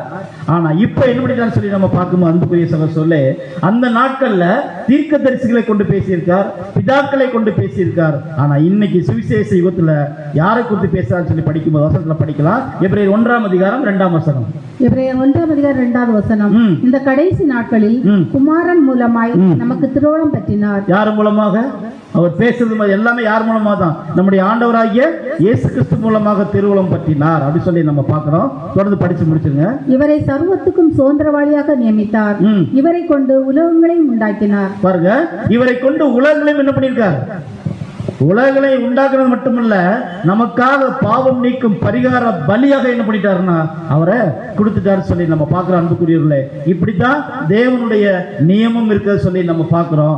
அப்போஸ்தலர் ஊழிய காலங்கள் கூட நம்முடைய ஆண்டவராக இயேசு கிறிஸ்துவினுடைய பலி ரொம்ப முக்கியமாக அது ஆரம்பிக்கப்பட்டது. எப்படின்னா, நம்முடைய ஆண்டவராக இயேசு கிறிஸ்து மரணத்துக்குள்ள போன பின்னாடி அப்போஸ்தலர் ஊழியம் செய்ய தொடங்குகிறதான காலப்பகுதியில அந்த நாட்கள்ல வெளியிலிருந்து நிறைய பேர் எருசலேமுக்கான பண்டிகைக்காக வந்தாங்க. அப்படி பஸ்கா பண்டிகைக்கு வந்துட்டு அவங்க போற டைம்ல, வெளியூருக்கு போற டைம்ல கந்தாகை மந்திரி இருக்காரு இல்லையா, அந்த மந்திரி ரதத்துல போகும்போது எந்த வசனத்தை வாசிச்சுட்டு போனாரு? அவருக்கு வாசிக்கிறதுக்கு வேற புஸ்தகமே இல்லையா? ஏன்னா புதிய ஏற்பாடு கிடையாது, இன்னும் வரல, பழைய ஏற்பாடு புஸ்தகம் தான் இருக்கு. அதை போகும்போது ரதத்துல போகும்போது அவர் வாசித்தே போறார். அவர் வாசித்த வேத பகுதி என்னன்னா, அன்புக்குரிய சகோதரர்களே, ஏசாயா 53 ஆண்டவராய் இயேசு கிறிஸ்து நமக்காக பலியாக போறார் அப்படிங்கிற விஷயத்த ரொம்ப தெளிவா இத பிலிப்பு என்ன பண்றாருன்னா அவருக்கு எடுத்து காட்டுறதை நம்ம படிக்கிறோம். வசனத்துல படிங்க. அப்போஸ்தலர் 8:32 அப்போஸ்தலர் 8:32 அவன் வாசித்த வேத வாக்கியம் என்னவென்றால், அவர் ஒரு ஆட்டை போல அடிக்கப்படுவதற்கு கொண்டு போகப்பட்டார். மயிர் கத்திரிக்கிறவனுக்கு முன்பாக சத்தமிடாதிருக்கிற ஆட்டுக்குட்டியை போல அவர் தமது வாயை திறவாதிருந்தார். பாத்தீங்களா? ரெண்டு விஷயத்தை நம்ம படிக்கிறோம். ஒண்ணு, அவர் ஆட்டுக்குட்டி அடிக்கப்படுகிறதற்கு கொண்டு போகப்படக்கூடிய ஆட்டுக்குட்டி. இப்ப ஆட்டுக்குட்டிக்கு தெரியுமா நான் அடிக்கப்பட போறேன் அப்படின்னு? எங்க கூட்டிட்டு போறாங்கன்னே தெரியாது. அது அழகா போகும். போட்டோல பார்க்கும்போதே நமக்கு இவ்வளவு அழகா இருக்கு. அதை நேர்ல பார்க்கும்போது எப்படி இருக்கும் இல்லையா? அடிக்கப்பட போகிற கூட்டிட்டு போற அந்த ஆட்டுக்குட்டியை போல அவர் கொண்டு போகப்பட்டார். அன்புக்குரிய சகோதரர்களே, யாருடைய பார்வையில? பிதாவாகிய தேவனுடைய பார்வையில அடிக்கப்பட போகிற ஆட்டுக்குட்டி மாதிரியே வீட்டுல என்ன பண்ணிட்டு இருக்கார்? கூட்டிட்டு போயிட்டு இருக்கார். அடுத்து, மயிர் கத்திரிக்கிறவனுக்கு முன்பாக சத்தமே போடக்கூடாது. உன்னுடைய எல்லா அதிகாரமும் எடுக்கப்படும் போது வாயை திறக்கும். அது பிலாத்து முன்னாடி அப்படிதான், பிரதான ஆசாரியன் முன்னாடி அப்படிதான், ஆலோசனை சங்கத்துக்கு முன்னாடி அப்படிதான், பிரதான ஆசாரியனுடைய வேலைக்காரனுக்கு முன்னாடி அப்படிதான். என்ன பண்ணிடக்கூடாது? வாய் திறந்துடவே கூடாது. அன்புக்குரிய சகோதரர்களே, இதைத்தான் நம்முடைய ஆண்டவராக இயேசு கிறிஸ்து தீர்க்க தரிசனத்தை நிறைவேற்றி முடித்தார்னு சொல்லி நம்ம பார்க்கிற அன்புக்குரியவர்களே, அத்தனை அதிகாரங்களையும் அவருக்குள்ள இருந்து எடுக்கும் போது ஆண்டவராக இயேசு கிறிஸ்து அமைதியா இருக்குங்க. இதைத்தான் கெத்செமனே தோட்டத்துல கைது பண்ண வரும்போது ஆண்டவராக இயேசு கிறிஸ்து முக்கியமான ஒரு வசனத்தை சொன்னார். நான் தேவாலயங்களிலும் வீதிகளிலும் என்ன பண்ணிட்டு இருந்தேன்? பிரசங்கத்தை கொண்டிருந்தேன். அந்த டைம்லாம் நீங்க என்ன பண்ணல? பிடிக்கிற இதுவோ உங்களுடைய வேலையும், திஸ் இஸ் யுவர் டைம், அந்தகாரத்தின் கிரியையுமாய் இருக்கிறது. அவருக்கு நல்லாவே தெரியும் இது உங்க நேரம். நீங்க என்ன வேணாலும் என்ன பண்ணிக்கலாம், சிந்திக்கலாம் இல்லையா? அன்புக்குரிய சகோதரர்களே, இதை நல்லா தெரிஞ்ச ஆண்டவராக இயேசு கிறிஸ்து அவருக்குள்ள இருந்த சகல வல்லமையும் என்ன பண்ணிக்கணும்? இப்போ ஒண்ணு கூட லேச வெளிப்பற்றக்கூடாது. ஒண்ணு கூட லேச வெளிப்பற்றக்கூடாது. அந்த சகல வல்லமையும் சிங்கம் மாதிரி இருந்தக்கூடிய ஆண்டவராக இயேசு கிறிஸ்து அந்த வல்லமையை ஆட்டுக்குட்டி மாதிரி அப்படியே ஒடுக்கணும். இதுதான் அவருக்கு முன் இருந்த முக்கியமான சவால். நமக்கு ஒரு நிர்பந்தம் வரும்போது நம்முடைய பவர் எல்லாம் காமிப்போம் இல்லையா? ஆண்டவராக இயேசு கிறிஸ்து பிலாத்து முன்னாடி சரி, மத விசாரணைகளும் சரி, எந்த ஒரு விஷயத்தையும் எதிர்ப்பையும் என்ன பண்ணிடக்கூடாது? வெளி காட்டவே கூடாது. அந்த தீர்க்க தரிசனம் ஏசாயா 53 எழுதப்பட்டிருக்கிறத கந்தாகை மந்திரி வாசித்தே போனார். இப்படியாக நமக்கு ஆண்டவராக இயேசு கிறிஸ்து பலியாக ஒப்பு கொடுத்திருக்கிறார் அப்படின்னு சொல்லி நம்ம பார்க்கிறோம். அன்புக்குரிய சகோதர சகோதரர்களே, இதை செய்யறதுக்கு ஆண்டவராக இயேசு கிறிஸ்து என்ன பிராமிஸ் பண்ணிட்டு வந்திருக்கிறார்? அதை நம்ம பார்க்கணும். நமக்கு வசனம் படிக்கலாம். எபிரேயர் 10ஆம் அதிகாரம் 7ஆம் வசனம். எபிரேயர் 10ஆம் அதிகாரம் 7வது வசனம். அப்பொழுது நான், தேவனே, உம்முடைய சித்தத்தின்படி செய்ய இதோ வருகிறேன். புஸ்தக சுருளில் என்னை குறித்து எழுதியிருக்கிறது என்று சொல்லி. புஸ்தக சுருளில் யாரை குறித்து எழுதியிருக்கு? என்னை குறித்து எழுதியிருக்குன்னு சொல்லி ஆண்டவராகிய இயேசு கிறிஸ்து பிதாவாகிய தேவனுடைய சித்தத்திற்கு தன்னை என்ன பண்ணிட்டாருன்னா ஒப்பு கொடுத்துட்டார். எப்படி அப்படின்னா, ஆண்டவராகிய இயேசு கிறிஸ்து தேவனோடு உடன்படிக்கை பண்ணும் போது இல்லையா, அல்லது நான் பாடுபடும் போது, அல்லது நான் மரணத்துக்குள்ள போகும்போது, நான் உண்மை எந்த சூழ்நிலையிலும் எதிர்த்து நின்ற கூடாது. பிதா என்ன நோக்கத்திற்காக என்னை இந்த பூமியில அழைத்தாரோ அதை சிலுவையின் மரண பரியந்தம் அவருடைய சித்தத்தின்படியே நான் இந்த பூமியில நிறைவேற்ற வேண்டும். ஏன்னா என்னை குறித்து எங்க எழுதியிருக்குது? புஸ்தக சொல்ல எழுதியிருக்குன்னு சொல்லி நம்ம பார்க்கிறோம். அன்புக்குரிய சகோதரர்களே, அப்போ ஆண்டவராகிய இயேசு கிறிஸ்து தன்னுடைய சீசர்கிட்ட சொல்லி வந்த அந்த விஷயங்களை, நான் பலியாக போறேன், புறஜாதியார் கையில என்ன பண்ணுவாங்க, என்னை ஒப்பு கொடுப்பாருன்னு சொல்லி அந்த சொன்ன விஷயத்தை கண்டிப்பாக தன்னுடைய வாழ்க்கையில நிறைவேற்றி முடித்த பஸ்கா ஆடு நம்முடைய ஆண்டவராகிய இயேசு கிறிஸ்து. இதை குறித்த தெளிவான ஞானம் நமக்கு வேணும். அந்த பந்தியில கை வைக்கும் போது இதை குறித்த தெளிவான ஞானம் நமக்கு கண்டிப்பா இருக்கணும். ஃபர்ஸ்ட் பாயிண்ட் என்ன பார்த்திருக்கோம்னா, கர்த்தரே அந்த பஸ்கா ஆடு. அடுத்து இரண்டாவது பாயிண்ட்ல பார்க்க போறோம். இரண்டாவது பாயிண்ட் என்னன்னா, சகோதர ஐக்கியம். இது ரொம்ப ரொம்ப முக்கியமான ஒரு பாயிண்ட். முதல் பாயிண்ட் நம்ம ஏற்கனவே தெரிஞ்ச விஷயம் தான். ஆனா ரெண்டாவது விஷயம் என்னன்னா, சகோதர ஐக்கியம். ஏன்னு சொல்லி நம்ம பார்த்தோம்னா, அன்புக்குரிய சகோதரர்களே, இதை விளக்குறதுக்காகவே அப்போஸ்தலனாகிய பவுல் எழுதியிருக்கிற வசனத்தில் நம்ம படிக்கலாம். 1 கொரிந்தியர் 10ஆம் அதிகாரம் 16ஆம் வசனம். 1 கொரிந்தியர் 10ஆம் அதிகாரம் 16வது வசனம். நாம் ஆசீர்வதிக்கிற ஆசீர்வாதத்தின் பாத்திரம் கிறிஸ்துவுடைய இரத்தத்தின் ஐக்கியமாய் இருக்கிறது அல்லவா? நாம் பிற்கிற அப்பம் கிறிஸ்துவுடைய சரீரத்தின் ஐக்கியமாய் இருக்கிறது அல்லவா? இதற்காக இரத்தத்தின் ஐக்கியம், அப்பத்தின் ஐக்கியம் எதற்கு மாத்தி மாத்தி சொல்றாரு, சரீரத்தின் ஐக்கியம் எதுக்கு மாத்தி மாத்தி சொல்றாருன்னா, இதுல முக்கியமான ஒரு பாகம் இருக்கு. என்ன அப்படின்னா, ரொம்ப ரொம்ப முக்கியம். நம்ம எப்படி இருந்து இந்த பஸ்காவை அனுசரிக்கணும்னா, சகோதர ஐக்கியத்துல அந்யோன்யத்துல இருந்துதான் அந்த பஸ்காவை என்ன பண்ணணும், அனுசரிக்கிறது. ஏன்னா இந்த அப்பம் எப்படி செய்யப்படுதுன்னா, பல கோதுமை மணிகள் அரைத்தெடுத்து மாவாக பிசைந்து ஒரே அப்பமாக என்ன செய்யப்படுதுன்னா இருக்கு. எந்த ஒரு கோதுமை மணியும் தானாக திரும்பி எந்திரிச்சு என்னாலதான் உண்டாச்சுன்னு சொல்ல முடியுமா? எந்த மனுஷனும் என்ன பண்ண முடியாது, மேன்மை பாராட்டவே முடியாது. எல்லா கோதுமை மணிகளும் அந்த அப்பத்துக்குள்ள ஒண்ணுதான், ஒன்னா இருக்கணும் அப்படிங்கிறது இது அடையாளப்படுது. அதே மாதிரி திராட்சை, அந்த திராட்சை பழகம் எல்லாம் ஒன்னா சேர்ந்து பிழியப்பட்டு ரசமாக மாறுகிறத நம்ம கவனிக்கிறோம். இதுல ஒரு சின்ன திராட்சை இருந்துருச்சு, அது நான் தான், என்னாலதான் இது நடந்துன்னு என்ன பண்ண முடியாது, சொல்லவே முடியாது. ஏன்னா எல்லாம் ஒன்றாக ஒரே இடத்தில் பிழியப்படுகிறது அப்படிங்கிறத நம்ம கவனிக்கிறோம். அன்புக்குரிய சகோதரர்களே, எல்லாம் அந்யோன்யமாக ஐக்கியத்துல ஒன்றாய் இருக்கிறத இது வெளிப்படுத்துறதுக்கு தேவன் எங்கிருந்தே இந்த ஒரு காரியத்தை கொண்டு வந்துட்டார்னா, காயின் ஆபேல் காரியத்துல இருந்தே கொண்டு வந்தார். நீங்க சகோதரர்கள் நீங்க ஒன்னா இருக்கணும். யாக்கோபு விஷயத்தை எடுத்துக்கோங்க, ஏசா காரியத்தை எடுத்துக்கோங்க, அடுத்து இஸ்ரவேல் ஜனங்கள் 12 கோத்திரத்தை எடுத்துக்கோங்க. எல்லாத்துக்கும் தேவன் சொல்லி கொண்டு வந்த ஒரே விஷயம், நீங்க எல்லாரும் ஒன்னா இருக்கணும், நீங்க எல்லாரும் சகோதரர்கள். இந்த ஒன்னா இருக்கக்கூடிய காரியத்தை காண்பிக்கிறது அன்புக்குரிய சகோதரர்களே. நம்ம மெமோரியல் சப்ஜெக்ட்ல கவனிக்கும் போது இந்த ஒரு பாயிண்ட் நமக்கு என்னன்னா, ஒருமைப்பாட்டை காண்பிக்கிறது. எந்த மனுஷனும் தனித்துவமான தன்மையை தானாக என்ன பண்ண முடியாதுன்னா காமிக்க முடியாது. அன்புக்குரிய சகோதரர்களே, நம்ம பார்க்கும்போது பாருங்க, இதை இப்படி நம்ம செய்யறதுனால ஆண்டவராகிய இயேசு கிறிஸ்துவின் மரணத்தை என்ன பண்றோமா தெரிவிக்கிறோம் அப்படின்னு சொல்லி நம்ம பார்க்கிறோம். அன்புக்குரியவர்களே, அப்ப கிறிஸ்துவின் சரீரமாக அழைக்கப்பட்டவர்கள் இந்த ஒரு பாத்திரத்தில் பானம் பண்ணும் போது அவங்க தெரிஞ்சுக்க வேண்டிய இரண்டாவது பாயிண்ட் என்ன சொல்லி நான் பார்க்கணும்னா, அந்த அப்பத்தில் நான் இருக்கிறேன், அந்த திராட்சை ரசத்தில் என்ன பண்றேன் நான் இருக்கிறேன் அப்படிங்கிறத முதல்ல நம்ம என்ன பண்ணாங்கன்னா தெரிஞ்சுக்கணும். அன்புக்குரிய சகோதரர்களே, அடுத்து நம்ம பார்க்க வசனத்துல படிக்கலாம். 1 பேதுரு 4ஆம் அதிகாரம் 13ஆம் வசனம். 1 பேதுரு 4ஆம் அதிகாரம் 13வது வசனம். கிறிஸ்துவின் மகிமை வெளிப்படும் போது நீங்கள் களிகூர்ந்து மகிழும்படியாக அவருடைய பாடுகளுக்கு நீங்கள் பங்காளிகள் ஆனதால் சந்தோஷப்படுங்கள். ஏன்னா அந்த பாடுகளுக்கு நமக்கு என்ன இருக்கு, பங்காளிகள் ஆனதால் நீங்க என்ன பண்ணுங்க, சந்தோஷம். பங்காளி அப்படின்னு என்ன அர்த்தம்? Share holder. இங்கிலீஷ்ல சொல்ல போனா என்னது, ஷேர் ஹோல்டர். அது எனக்கு பங்கு இருக்கு சொல்லும் இல்லையா? இதை பார்த்தீங்கன்னா திருநெல்வேலி மதுரை ஏரியாவில் தான் இந்த பங்காளிங்கிற வார்த்தையை ரொம்ப அதிகமாக என்ன பண்ணுவாங்க, யூஸ் பண்ணுவாங்க. கூப்பிடுறதே பங்காளி தான் கூப்பிடுவாங்க.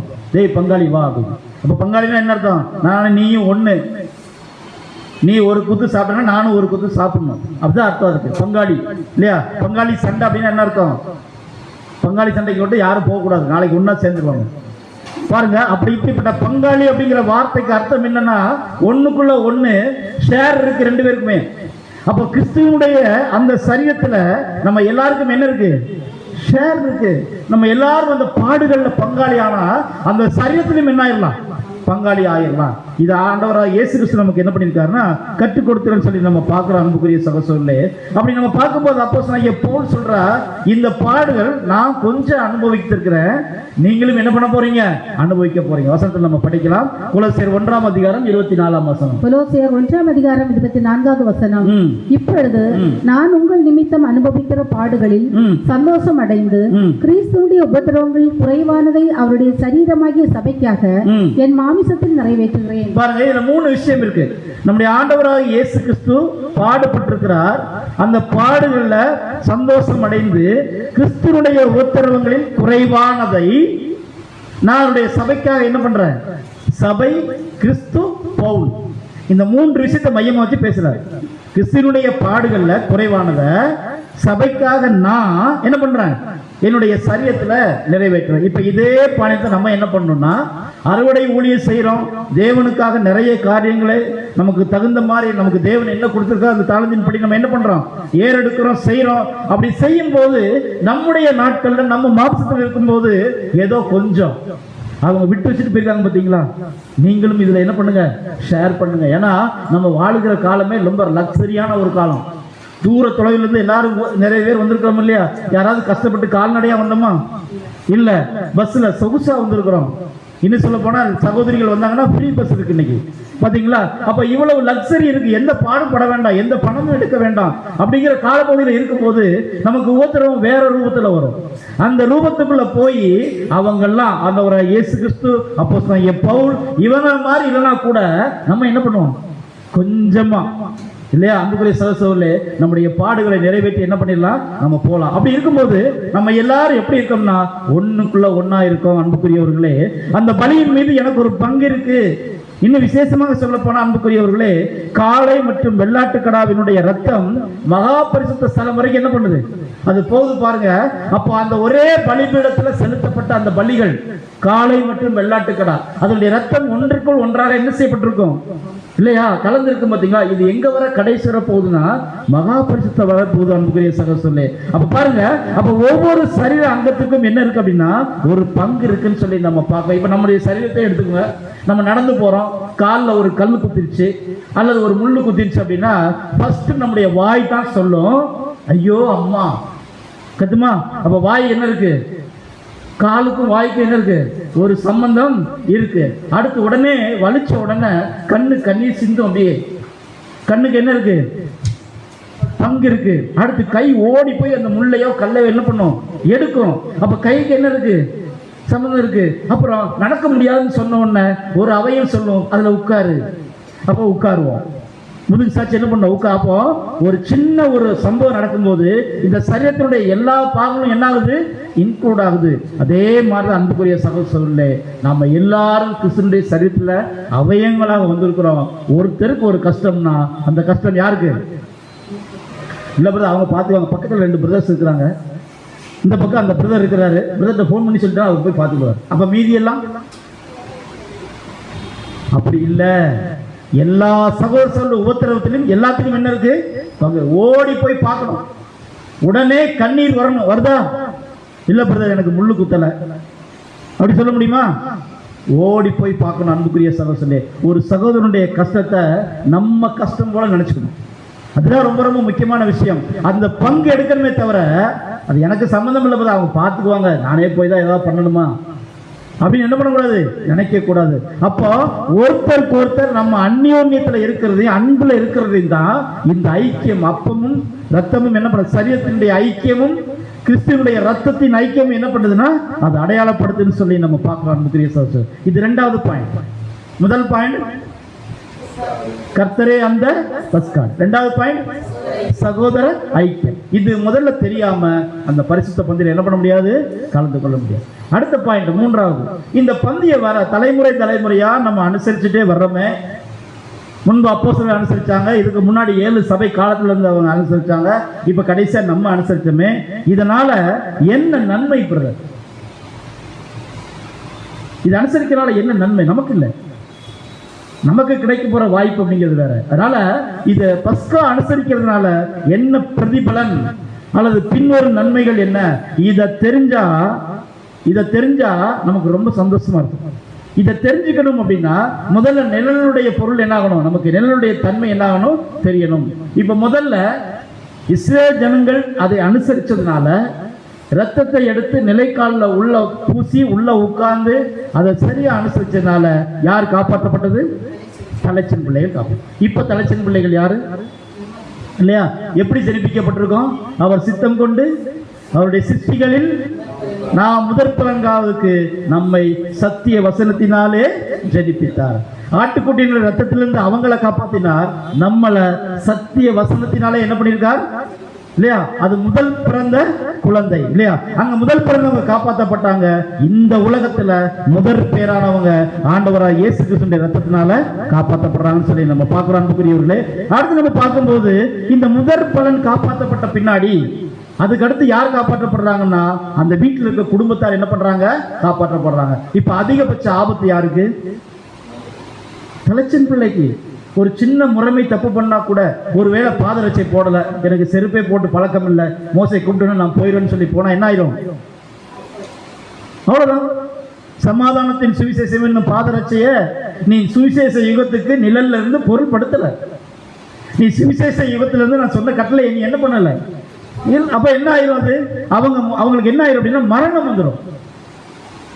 ஆனா அன்புக்குரிய சகோதரர்களே, இந்த விஷயம் பிதாவாகிய தேவனையும் ஆண்டவராகிய இயேசு கிறிஸ்துவையும் நம்மையும் இணைக்கக்கூடிய ஒரு விஷயமா இருக்கு. பாருங்க, இதுவரை பிதாவாகிய தேவன் ஆண்டவராகிய இயேசு கிறிஸ்து தான். இப்ப சத்திய வசனத்தினால நம்ம ஜெனிப்பிக்கப்பட்ட பின்னாடி அந்த குடும்பத்துல போய் என்ன பண்ணிருக்கோம்? சரி, இப்ப இந்த 3 கையில எந்த கை ரொம்ப அழகு? யார் அந்த குழந்தை?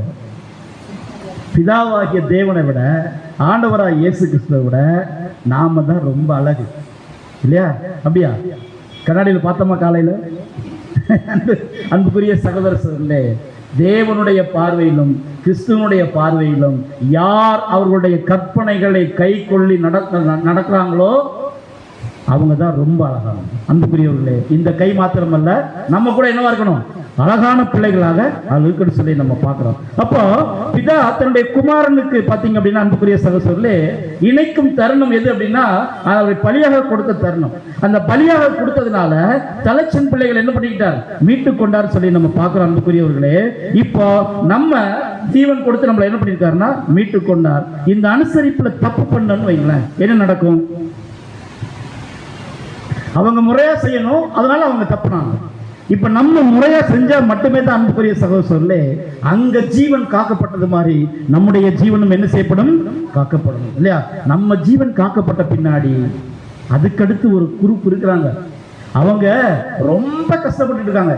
ஏன் தான் இவங்க இவ்வளவு லேட் பண்றாங்களோ, எத்தனை வருஷமா சபைக்கு போயிட்டே இருக்கிறாங்க, இவங்க மட்டும் ரெடி ஆயிட்டான், என் கஷ்டமெல்லாம் தீர்ந்துரும் இல்லையா?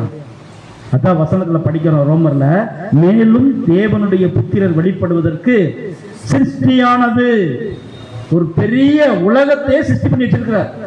தேவன் யாருன்னே தெரியாது, கிறிஸ்து யாருன்னே தெரியாது. இந்த ரெண்டுமே தெரியாம ஒரு குரூப் வாழ்க்கையில போராடிட்டே இருக்கிறாங்க. அதுவும் இந்த காலத்துல உச்சக்கட்ட போராட்டம். எப்ப விடுதலை கிடைக்கும், எப்ப எங்களுக்கு விடியும் இல்லையா? சொல்லாம சொல்லிட்டு இருக்கிறாங்க. தேவனுடைய புத்திரர் எப்ப வெளிப்படுவாங்க? அதான் வசனம் சொல்லுது, மேலும் தேவனுடைய புத்திரர் வெளிப்படுவதற்கு சிருஷ்டியானது மிகுந்த ஆவலோட காத்துக்கிறது. இது நிழல்ல பார்த்தோம் அப்படின்னா தலைச்சன் பிள்ளைகள் காப்பாற்றப்பட்டாச்சு. விடுதலை எகிப்திலிருந்து என்ன கிடைக்க போகுது? விடுதலை கிடைக்க போகுது. எவ்வளவு சந்தோஷமா இருந்திருப்பாங்க. ஆனா அந்த சந்தோஷத்தை வனாந்தர பிரயாணத்துல காமிச்சாங்களா? இல்ல. அந்த வனாந்தர பிரயாணம் உலக ஜனங்களை பொறுத்த மட்டும் உயிர் தெழுந்து வந்து அவங்க ஆரம்பிக்க போற வனாந்தர பிரயாணம். அன்புக்குரிய சகோதர சகோதரர்களே, அவங்களும் ஒரு ட்ரெயிலுக்குள்ள போயிட்டு தான் என்ன பண்ணி ஆகணும்? வெளியே வரணும். அந்த ட்ரெயின்ல தான் இப்ப நம்ம இருக்கிறோம். இப்ப நம்ம சரியான ஒரு வேலையை செஞ்சு முடிச்சு அன்பின் பிரமாணத்தை நிறைவு பண்ணிட்டோம் அப்படின்னா உடனடியாக உலகத்துக்கு என்ன ஆயிரும்? ரிலீஃப் வந்துடும். அப்பயே லேட் பண்றோம்.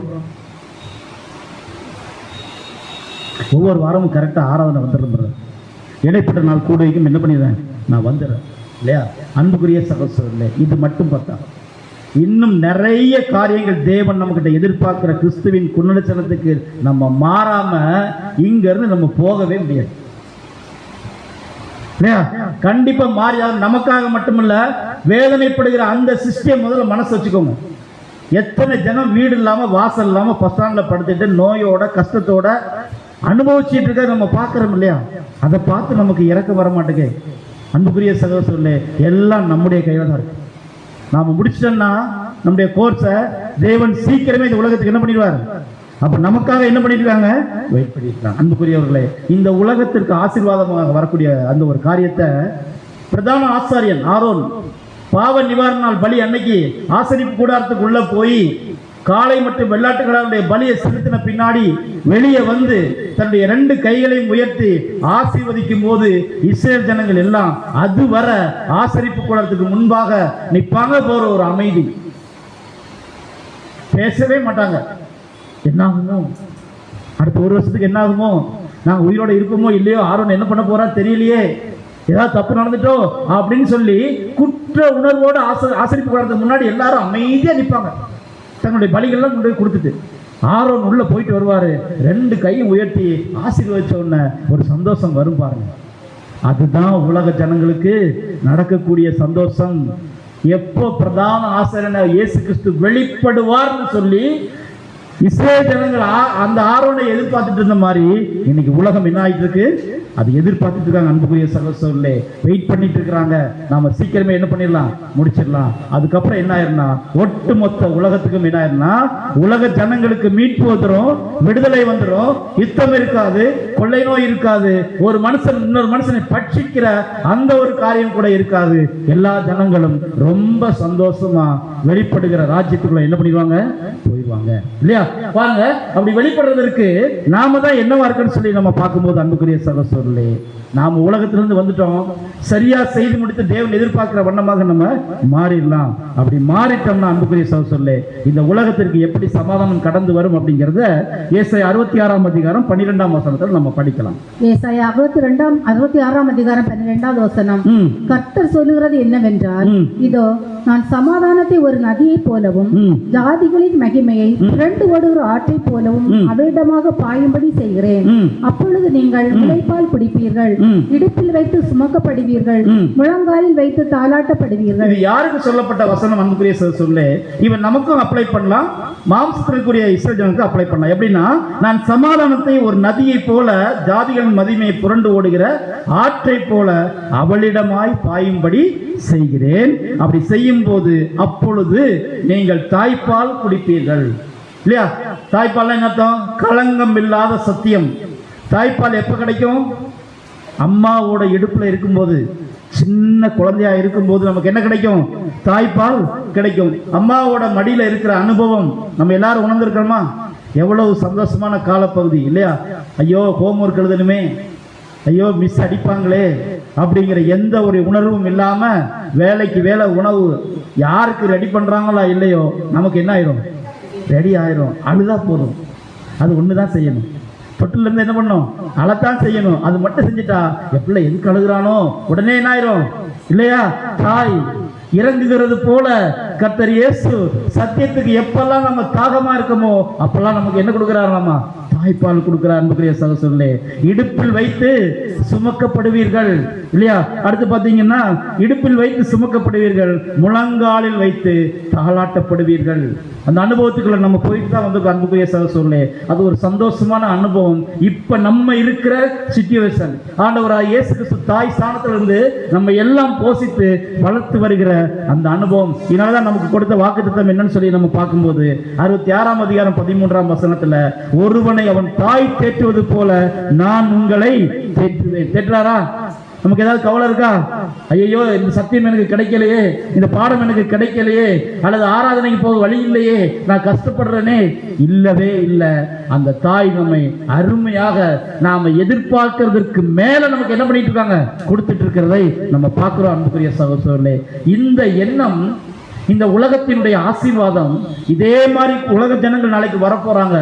நமக்காக பார்த்ததையும் உலக ஜனங்களுக்காக பார்த்ததையும் ஆண்டவராய் இயேசு கிறிஸ்து சிலுவை மரணத்துக்குள்ள போகும்போது அவர் சிந்தையில வச்சு பார்த்திருக்கிறார். பிதாவாகிய தேவனுடைய சித்தமே என்னன்னா, ஒட்டுமொத்த உலகத்தையும் ஆசீர்வதிக்கணும். அதற்கு முன்னாடி 1,44,000 பிள்ளைகள் வரணும். இது ஆண்டவராய் இயேசு கிறிஸ்து மைண்ட்ல இருந்ததுனால சிலுவையெல்லாம் அவருக்கு ஒண்ணுமே கிடையாது. அதான் வசனத்தை நம்ம படிக்க போறோம். எபிரேயர் 12ஆம் அதிகாரம் 2ஆம் வசனம். எபிரேயர் 12ஆம் அதிகாரம் 2ஆவது வசனம். அவர் தமக்கு முன் வைத்திருந்த சந்தோஷத்தின் பொருட்டு அவமானத்தை எண்ணாமல். அவமானத்தை என்ன பண்ணலையா? நம்ம இப்ப பார்த்தோம்ல காட்சிகள், இது எல்லாம் அவர் மைண்ட்ல வந்து அவமானத்தை அவர் என்ன பண்ணவே இல்லையா? என்ன அவமானம் அப்படி ஆண்டவராய் இயேசு கிறிஸ்துவுக்கு? உச்சக்கட்ட அவமானம் என்ன தெரியுமா? ஆண்டவராய் இயேசு கிறிஸ்து யாரு?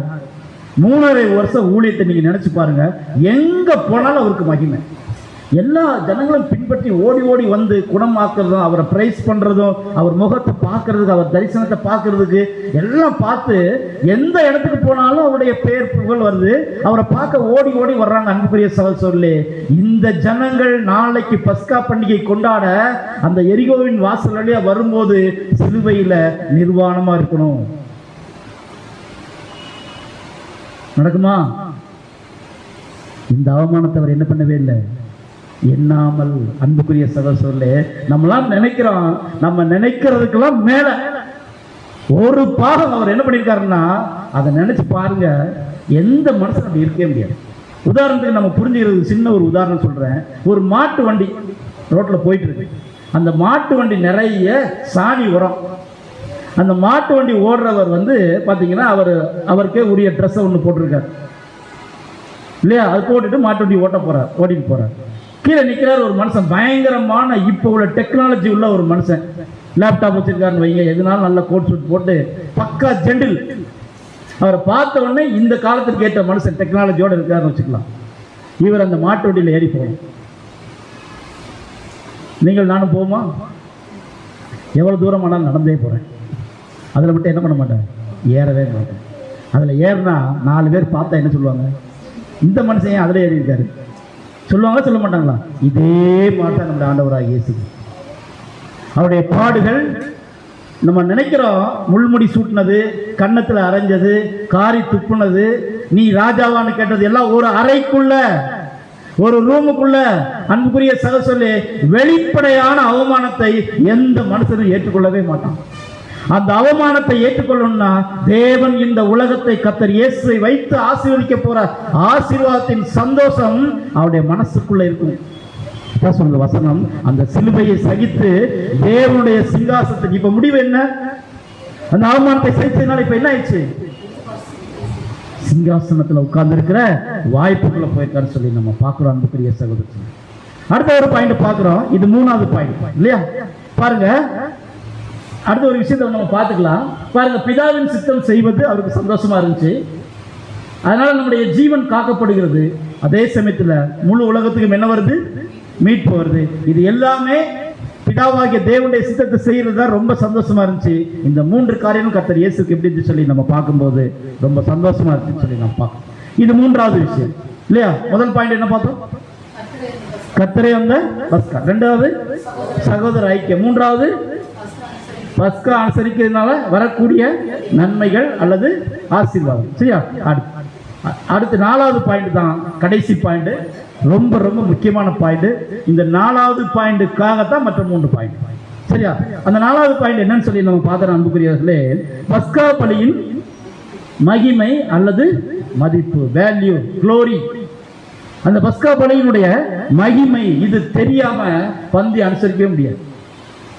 அந்த மதிப்பு தெரியாம போய் அதுக்கு முன்னாடி நின்னோம்னா, அன்புக்குரிய சகோதரர்களே, அதை குறித்து ரொம்ப நம்ம பார்க்கலாம். ஆனா இந்த பஸ்கா அனுசரிக்கிறதுனால, இந்த பஸ்கா பலியில கலந்து கொள்வதனால ஒரு பக்கம் மகிழ்ச்சி, ஒரு பக்கம் எச்சரிப்பு. அன்புக்குரியவர்களே, ஒரு பக்கம் ரொம்ப சந்தோஷம், ஆனா இன்னொரு பக்கம் எப்படின்னு சொல்லி நம்ம பார்க்கும்போது அன்புக்குரிய சகோதரர்களே, அது எச்சரிப்பா இருக்குன்னு சொல்லி நம்ம பார்க்கிறோம். அன்புக்குரியவர்களே, அடுத்து நம்ம பார்க்கிறோம், ஆண்டவராகிய இயேசு கிறிஸ்துவின் மரணத்தினால ஒட்டுமொத்த உலகத்துக்கும் என்ன வந்திருக்குன்னா, என்ன வந்திருக்கு? ரட்சிப்பு வந்திருக்கு இல்லையா?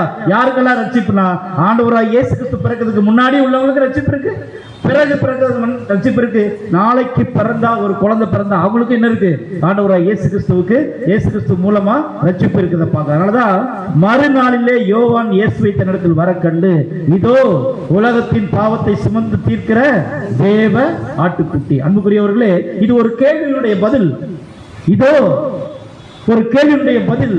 ஆபிரகாம் ஈசாக்கு மோரியா மலை மேல ஏறி போகும்போது ஈசாக்கு கேட்கிறார் ஆபிரகாம், அப்பா பலிக்கு கட்டைகள் இருக்கு, ஆடு எங்கே? அதை 1000 வருஷம் கழிச்சு வந்து யோவான் சாணகன் சொல்றார், இதோ உலகத்தின் பாவத்தை சுமந்து தீர்க்கிற தேவ ஆட்டுக்குட்டி. அன்புக்குரிய சகோதரர்களே, இப்ப ஆண்டவராக இயேசு கிறிஸ்து தன்னை பலியாக கொடுக்கணும். பலினா என்ன அர்த்தம்? இன்னைக்கு உலகத்தில் நிறைய பேர் மரிக்கிறாங்க இல்லையா? எப்படியாப்பட்ட மரணம்லாம் வருது, ரத்தமே சிந்தாம மரிக்கிறாங்க, தற்கொலை பண்ணிக்கிறாங்க இல்லையா? நிறைய மரிக்கிறாங்க, வயசாகி சாகுறாங்க, இப்படிலாம் இருக்கு. ஆனா பலினா என்ன அப்படின்னு அன்புக்குரிய சொல்லு, ரத்தம் சிந்தி மரிக்கிறதா என்னன்னா பலின்னு சொல்லி நம்ம பார்க்கிறோம். அப்ப அப்படி இருக்கும்போது அந்த மாம்சம் ஆகிய ஒரு சரீரமா இருக்கிறது ரத்தம் சிந்தி என்ன பண்ணணும்னா அது மரிக்கணும். ஏன்னா ரத்தம் சிந்துதல் இல்லாமல் பாவ மன்னிப்பு இல்ல. இது எதுல உள்ளதுன்னா நியாயப்பிரமாணத்துல உள்ளது இல்லையா? பாருங்க, இன்னொரு வசனம் கூட படிக்கலாம். ஆதியாகமம் 9ஆம் அதிகாரம் 4ஆம் வசனம். ஆதியாகமம் 9ஆம் அதிகாரம் 4வது வசனம். மாம்சத்தை அதன் உயிராகிய இரத்தத்தோட புசிக்க வேண்டாம். அப்ப ரத்தத்துல என்ன இருக்குன்னா ஜீவன் இருக்கிறதுனால அதை என்ன பண்ணக்கூடாது? புசிக்க கூடாது இல்லையா? பாருங்க அன்புக்குரிய சகோதரர்களே, இப்போ ஆண்டவராய் இயேசு கிறிஸ்து தன்னை பரிசுத்தம் உள்ள பலியாக கொடுத்ததுனால, அந்த ரத்தம் சிந்தினதுனால என்ன கிடைக்குன்னு சொல்லி நம்ம பார்த்தோம்னா அன்புக்குரிய சகோதரர்களே, 1000 வருஷ அரசாட்சியில உலகத்தாருக்கு என்ன வாய்ப்பு கொடுக்க போறாருன்னா மத்தியஸ்தராக இருக்க போறார். அந்த பலியினுடைய புண்ணியம் என்னவா மாறுது? நல்லா கவனிச்சிங்க, வித்தியாசத்தை நம்ம பார்க்க போறோம். உலக ஜனங்களுக்கு ஆண்டவராய் இயேசு கிறிஸ்து பலியினால கிடைச்சது என்னன்னா மத்தியஸ்தர். ஆண்டவராய் இயேசு கிறிஸ்து உலக ஜனங்களுக்கு மத்தியஸ்தரா இருக்க போறார். ஏன்னு சொல்லி நம்ம பார்க்கும்போது அன்புக்குரியவர்களே, அந்த சுவிசேஷ யுகத்துல நம்ம இப்ப இருக்கிற காலத்துல நம்ம அனுசரிக்கும் போது நமக்கு என்ன மகிமை கொண்டு வருதுன்னு அதை நம்ம புரிஞ்சுக்கணும். ஏன் அப்படின்னா நம்முடைய மகிமை வேற, உலக ஜனங்களுடைய மகிமை வேற இல்லையா? இன்னும் குறிப்பாக பார்க்கும்போது உலக ஜனங்கள் எழுந்து வரும்போது சாத்தானுக்கு இருக்க மாட்டாங்க. நல்ல கவனிங்க, உலக ஜனங்கள் எழுந்து வரும்போது சாத்தானுக்கள் என்ன பண்ண மாட்டாங்க? இருக்க மாட்டாங்க. சாத்தானை கட்டி போட்டுருவார். ஆனா இன்னைக்கு சாத்தான் இருக்கும் போதே தேவனுக்கு பிரியமாக வாழக்கூடியது. இதுக்காக தேவன் ஆசீர்வாதத்துல ஒரு படி மேல நமக்கு உலக ஜனங்களுக்கு மத்தியஸ்த ஊழியம். ஆனா இப்பவே அந்த ரத்தத்தினுடைய பலியினுடைய புண்ணியத்தை ஏற்றுக்கொண்டு அவர் வழியில் நடக்க வர்றவங்களுக்கு என்ன கொடுக்கிறான்னு சொல்லி நம்ம பார்க்கும்போது அன்புக்குரியவர்களே, நமக்கு அட்வொகேட் ஊழியம், நம்முடைய பாவங்களுக்காக பரிந்து பேசக்கூடிய வாய்ப்பை நம்ம என்ன பண்ணிருக்கோம்? பெற்றிருக்கோம். அது ஆண்டவராக இயேசு கிறிஸ்துவின் பலியினால என்னாச்சுன்னு சொல்லி பார்த்தோம்னா அது நிறைவேற்றி சொல்லி நம்ம பார்க்கிறோம். அப்போ மொத்த உலக ஜனங்களுக்கு மத்தியஸ்தரா வரார். நமக்கு என்னவா இருக்கான்னு சொல்லி நம்ம பார்க்கும்போது அட்வொகேட்டா இருந்து நம்முடைய பாவங்களுக்காக பிதாவாகிய தேவனிடத்துல பரிந்து பேசிட்டே இருக்கார். இதை பத்தி ஏன் இப்ப நினைக்கணும் அப்படின்னா அந்த பலியினுடைய புண்ணியத்தினாலதான் இது என்ன ஆகுது கிடைக்குன்னு சொல்லி நம்ம பார்க்கிறோம். அன்புக்குரிய சகோதரர்களே, வசனத்துல படிங்க. எபிரேயர் 7ஆம் அதிகாரம் 24ஆம் வசனம். 7ஆம் அதிகாரம் 24வது வசனம். இவரோ என்னென்னைக்கும் நிலைத்திருக்கிறபடியினாலே. யாரு? நம்முடைய ஆண்டவராகிய இயேசு கிறிஸ்து என்றென்றைக்கும் நிலைத்து நிற்கிறபடியினாலே மாறி போகாத ஆசாரியத்துவம் உள்ளவராய் இருக்கிறார். மாறி போகாத ஆசாரியத்துவம். அது என்ன ஆசாரியத்துவம்? ஆரோன் செய்த ஆசாரியத்துவம் மாறி போச்சு. ஆனா இந்த ஆசாரியத்துவம் என்ன பண்ண போறது இல்ல, மாற போறது இல்ல. ஆசாரியர் என்ன செய்வாரு? ஆசாரிப்பு கொடுத்த ஆசாரியர் என்ன செய்வாரு? ஜனங்கள் கொடுக்க வேண்டிய பலியை வாங்கி தேவனிடத்துல சேர்ப்பாரு. இதே மாதிரி ஒட்டுமொத்த உலக ஜனங்களும் எழுந்து வந்த பின்னாடி அவங்க தேவனுக்கு பிரியமா வாழ்ற அந்த பலிகளை எடுத்து தேவனிடத்துல சேர்க்கக்கூடிய வேலையை கிறிஸ்துவும் அவருடைய சபையும் சேர்ந்து மகா பிரதான ஆசாரியர்கள் செய்வாங்க. இன்னைக்கு அன்புக்குரிய சகோதரர்களே, வசனத்துல படிக்கலாம். எபிரேயர் 7ஆம் அதிகாரம் 25ஆம் வசனம். 7ஆம் அதிகாரம் 25வது வசனம்.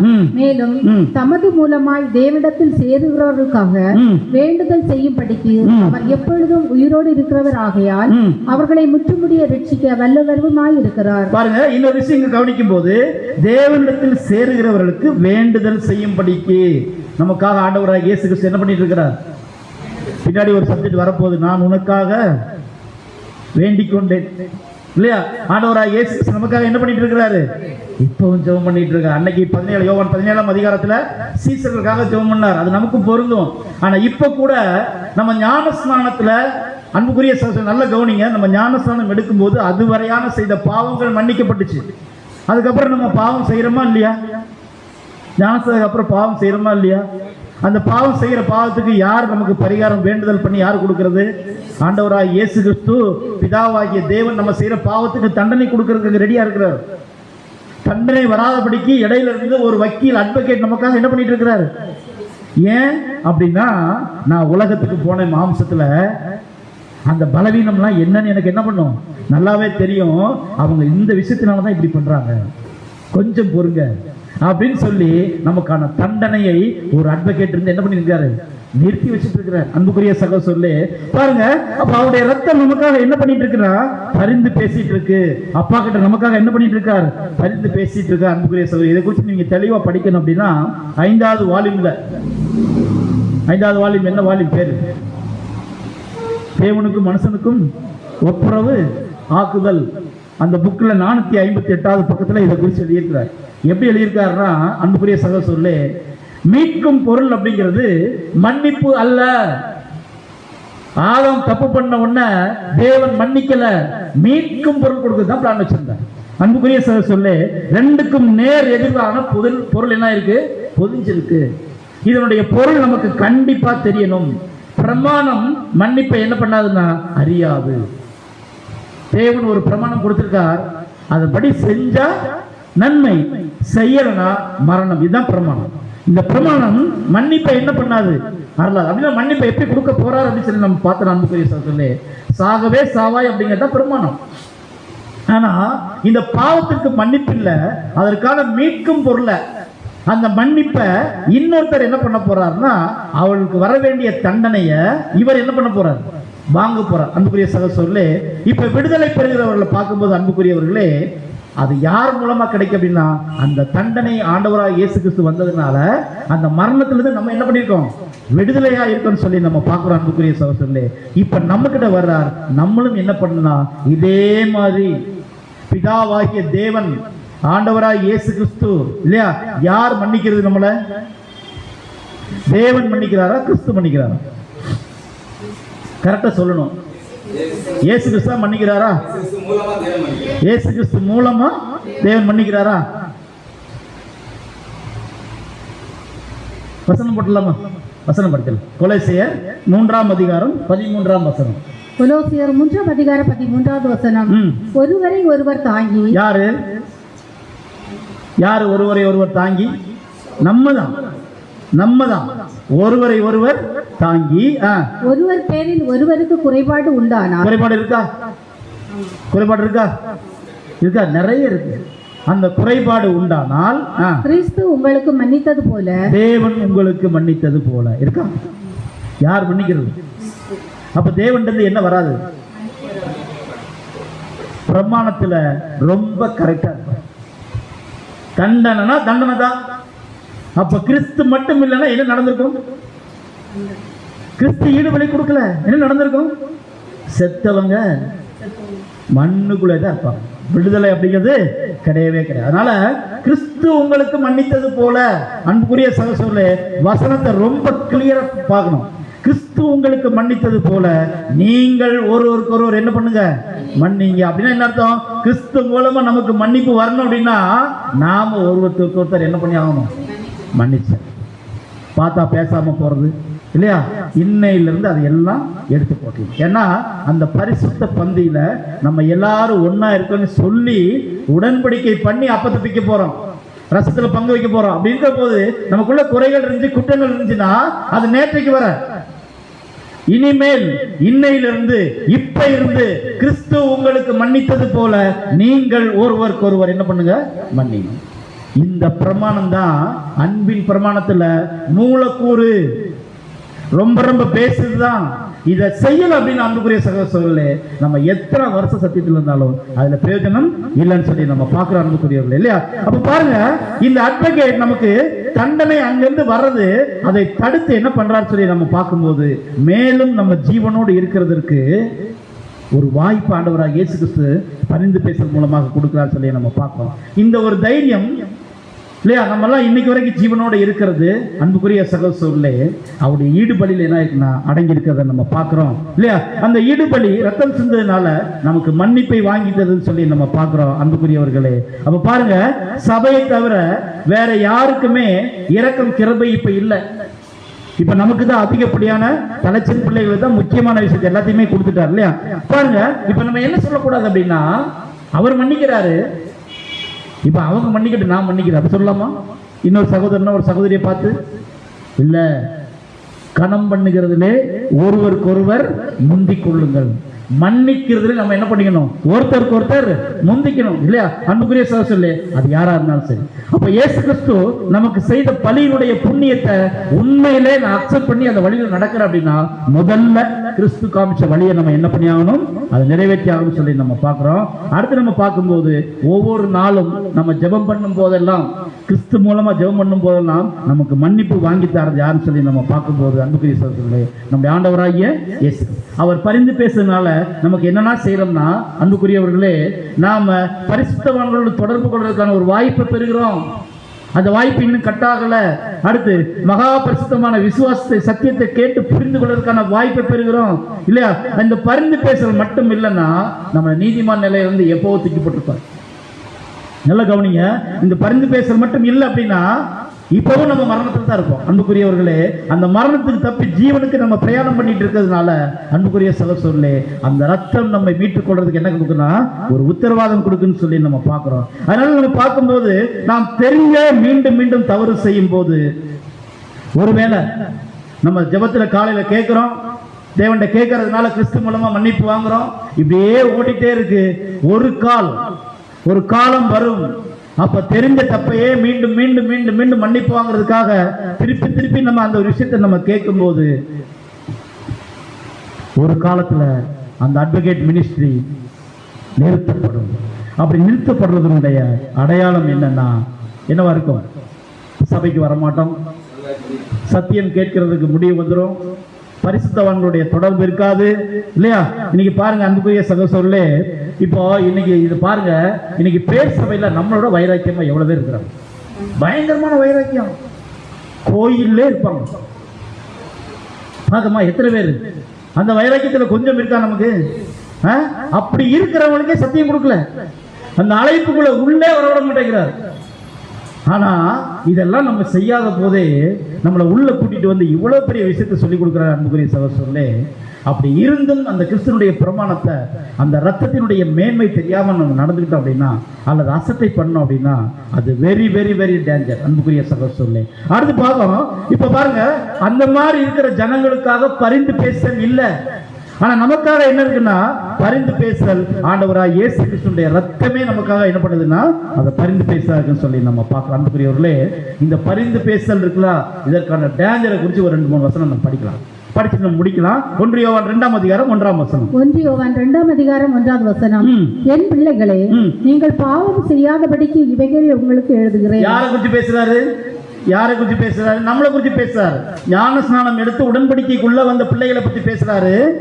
என் பிள்ளைகளே, நீங்கள் பாவம் செய்யாதபடிக்கு இவைகளை உங்களுக்கு எழுதுகிறேன். நாம் பாவம் பண்றோமா? பாவம் பண்றோமா? ஒரு புது சிருஷ்டி எப்படிப்பட்ட பாவத்தை பண்ணு தெரியுமா? சபையில் வச்சு பண்ணாது, பப்ளிக்கா வச்சு பண்ணாது. அது பண்றதெல்லாம் அந்தரங்க பாவம். அந்த பாவம் எப்படி இருக்குன்னா வெளியே பார்த்தா தெரியாது இல்லையா, அப்படியே பயங்கர பரிசுத்தவனுடைய வேஷத்தில் அப்படியே நிற்கும் இல்லையா. ஒரு நல்ல ஆப்பிள் கடையில் வாங்குறோம், அதை பார்த்தா அழகா இருக்கு, 2ஆ கட் பண்ணி பார்க்கும்போது உள்ள ஒரு பொழு நெளிஞ்சிட்டு வந்துச்சுன்னா அந்த ஆப்பிளை திம்பிங்களா? சாப்பிடுவோமா? கொஞ்சம் தான் இருக்கு அப்படின்னு கட் பண்ணி போட்டு சாப்பிடுவோமா? தொடவே மாட்டோம் அன்புக்குரியவர்களே. அதே மாதிரி பரிசுத்தவான்கள் அப்படிங்கிற ஒரு இருக்கிற ஒரு காரியத்தில் இருக்கக்கூடிய நம்ம என்ன பண்ணிடக்கூடாது அப்படின்னா, பாவத்துல அந்தரங்க பாவத்துல இருந்தோம் அப்படின்னா, அதான் சொல்றார், என் பிள்ளைகளே, நீங்கள் பாவம் செய்யாதபடிக்கு உங்களுக்கு நான் எழுதுகிறேன். ஒருவன் பாவம் செய்வானானால் நீதிபரராய் இருக்கிற இயேசு கிறிஸ்து நமக்காக பிதாவிடத்தில் பரிந்து பேசுகிறவராய் இருக்கிறார். இந்த வார்த்தை நல்ல கவனிங்க. அப்போஸ்தலன் பவுல் சொல்றார், ஒருவன் பாவம் செய்வானானால் நீங்கள் மரிச்சு போயிருவீங்க அப்படி எழுதுறாரா? நீங்க பாவம் செய்வீர்களானால் நீங்க அழைப்பை விட்டு நீங்கி போயிருவீங்க அப்படின்னு எழுதுறாரா? அப்புறம் நமக்கு உணர்த்தப்படும் தானே. அந்த உணர்த்தெல்லாம் விட இப்படி நம்ம எச்சிக்கிறத விட நீ பாவம் செஞ்சீங்க அப்படின்னா உங்களுக்காக ஒருத்தர் பேசிட்டு இருக்காரு, அவரை முதல்ல நினைச்சு பாருங்க. உங்களுக்காக ஒருத்தர் அட்வொகேட் மினிஸ்ட்ரி பண்ணிட்டு இருக்காருல்ல, அவரை நீங்க முதல்ல நினைச்சு பாருங்க. அன்புக்குரிய சகோதரர்களே, இந்த உணர்த்துதல அப்படியே அப்போஸ்தலனாகிய யோவான் நமக்கு சொல்றத நம்ம பார்க்கிறோம். அன்புக்குரியவர்களே, அடுத்த வசனம் படிக்கலாம். 1 யோவான் 2ஆம் அதிகாரம் 2ஆம் வசனம். 1 யோவான் 2ஆம் அதிகாரம் 2வது வசனம். நம்முடைய பாவங்களை நிவர்த்தி செய்கிற கிருபாதார பலி அவரே. நம்முடைய பாவங்களை மாத்திரமல்ல, சர்வலோகத்தின் பாவங்களை நிவர்த்தி செய்கிற பலியா இருக்கிறார். அப்போ ரொம்ப ரொம்ப உணர்வுக்குள்ள கொண்டு போற விஷயங்கள் இது எல்லாமே. ஒரு புது சிருஷ்டி பாவம் செய்யக்கூடாது அப்படிங்கிறதுக்கு அவர் காண்பிக்கிற விஷயமே உங்களுக்காக இயேசு கிறிஸ்து அங்க பரிந்து பேசிட்டு இருக்காரு, போய் பாருங்க. அதை பார்த்துட்டு நீங்க பாவத்தை பண்ணுங்கன்னு சொல்ற மாதிரி அந்த வசனம் நமக்கு உணர்வுகளை என்ன பண்ணுன்னா, ஏன்னா இந்த அன்பின் பிரமாணத்துக்குள்ள 2 பேரா இருந்தவங்க, பிதாவாகிய தேவன் ஆண்டவராகிய இயேசு கிறிஸ்துவ மட்டும் இருந்தவங்க அந்த குடும்பத்தில் நம்மளை சேர்த்திருக்காரு. அப்படிங்கிற போது எந்த ஒரு விஷயத்தையும் நம்ம எடுத்து போறதா இருக்கணும். அதான் சொல்றார், என் பிள்ளைகளே. அந்த குடும்பத்தை சேர்த்ததுனால நம்மளையும் ஒரு பங்காக என்ன பண்ணியிருக்கான்னு சொல்லி நம்ம பார்க்கும்போது அன்புக்குரியவர்களே, நம்ம பாவம் செய்வதனால் வரும் அந்த ஒரு தீமையும் அந்த விளைவுகளையும், அதனால் நமக்கு என்ன கிடைக்க போகுது அப்படிங்கிறதையும் என்ன பண்றாருன்னா அந்த வசனத்தை சொல்றதை நம்ம படிக்கிறோம். அன்புக்குரியவர்களே, நம்ம தொடர்ந்து பாவம் செஞ்சுட்டே இருந்தோம்னு வைங்களேன், இந்த புதுசு அழைப்புக்குள்ளே தொடர்ந்து நம்ம பாவம் செஞ்சுட்டே இருந்தா தேவன் நமக்கு கொடுக்கக்கூடிய விஷயம் என்னன்னு சொல்லி நம்ம பார்க்கும்போது ஒரு உதாரணத்துல பார்க்கலாம். உதாரணத்துக்கு என்னன்னா, ரொம்ப அடிக்டான ஒரு குடிகாரர் வச்சுக்கலாம். காலைல எந்திரிச்ச உடனே அங்கதான் போய் நிற்பார் கடை வாசல்ல. அப்படி ஒரு அடிக்டான குடிகாரர். இப்ப பாத்தீங்கன்னா கம்ப்ளீட்டா உடம்பு ஃபுல்லா ஆல்கஹால். இவரை திருத்தணும், என்ன சொன்னா திருந்துவார்? நாளைல இருந்து குடிக்காதப்பா, உனக்கு ஒரு குடும்பம் இருக்கு கேப்பாரா? கேட்கவே மாட்டார். அவருக்கு தெரியுமில்ல அது. அதனால என்ன பண்ண மாட்டாரு, கேட்க மாட்டார். சரி, இவரை திருத்தணும், என்ன பண்ணலாம்? கம்ப்ளீட்டா இவர் மண்டையை ஓபன் பண்ணி அந்த மூளையை எடுத்து தூர வச்சுட்டு வேற மூளையை ஒண்ணு வச்சிடலாம். கடை பக்கமே போகாத மூளை அதை வைக்கலாம். அப்படி வாய்ப்பு இருக்கா? இல்ல. சரி, இவர் என்ன பண்ண திருந்துவார்?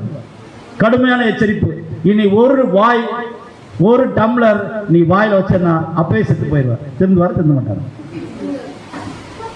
அப்பவும் திருந்த மாட்டார். சில பேர் என்ன பண்ண மாட்டாரு, திருந்த மாட்டாங்க.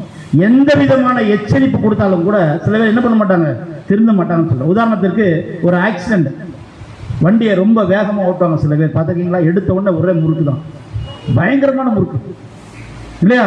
அந்த மாதிரி ஆள்கள் ஒரு ஆபத்து வரும்பா நம்ம ஸ்லோவா போகலாம் அப்படின்னு சொன்னா என்ன பண்ண மாட்டாங்க, கேட்க மாட்டாங்க இல்லையா? அவருக்கு ஒரு அந்த ஹேபிட்டே அப்படிதான், எடுத்த உடனே பறக்கணும் அப்படிங்கிறது அவருக்கு ஹேபிட். நேர போறாரு, ஒரு ஆக்சிடென்ட், ஒரு போர்டு இருக்கு, இந்த மாதிரி மறிச்சு பார்க்குறாரு, அல்லது நிஜ வாழ்க்கையிலே பார்க்குறாரு மறிச்சு கிடக்குது அப்படின்னா என்ன பண்ணுவார்? ஸ்லோவா ஒரு ஆக்சிடென்ட்டை பார்த்தா போதும், என்ன ஆயிடுவார் வாழ்க்கையில்? ஏன்னா நம்ம போகிறது கரெக்டாக தான் போவோம், யார் எப்படி வரான்னு தெரியாது. குறைஞ்ச ஸ்பீடில் போனால் நம்மளை காப்பாற்றிக்கலாம் இல்லையா? ஆனால் அன்புக்குரிய சகோதரர்களே, இந்த ஆபத்தை பார்த்தா என்ன பண்ணிடுவாங்க? பயந்துக்குவாங்க இல்லையா? பாருங்க, இதே மாதிரி சில விஷயங்களை நம்ம முன்னாடி வைக்கிறார். நீ பாவம் செஞ்சுட்டே இருக்கிறியா? நீ வண்டியை வேகமாக முறுக்கிறியா? அல்லது அடிக்டான குடிகாரனா இருக்கிறியா? நீ எந்த காலத்தில் திருந்தாதான் இருக்கிறியா? ஒன்னே ஒன்றை மட்டும் நினைச்சு பார்த்து. அதே மாதிரி புது சிருஷ்டிக்கு விளக்குற விஷயத்துல தேவன் சொல்றாரு, நீங்க புது சிருஷ்டியா வந்திருக்கிறீங்க, உலகத்தினுடைய கடைசி காலத்துல இருக்கிறீங்க, தேவனை கிறிஸ்துவையும் பத்தி நல்லா தெரிஞ்சுக்கிறீங்க. அப்படி இருக்கும்போது இனி நீங்க பாவம் செய்யாதீங்க. அப்படி தொடர்ந்து செய்வீங்கன்னா உங்களுக்காக பரிந்து பேசுகிற இயேசு கிறிஸ்துவை நீங்க நினைச்சு பார்த்தீங்க. அன்புக்குரிய சகோதரர்களே, இது நமக்கு எச்சரிப்பாக என்ன பண்றாருன்னா சொல்றதை நம்ம பார்க்கிறோம். அன்புக்குரியவர்களே, அப்போ நமக்காக ஆண்டவராகிய இயேசு கிறிஸ்துவின் ரத்தம் என்ன பண்ணிட்டு இருக்கு?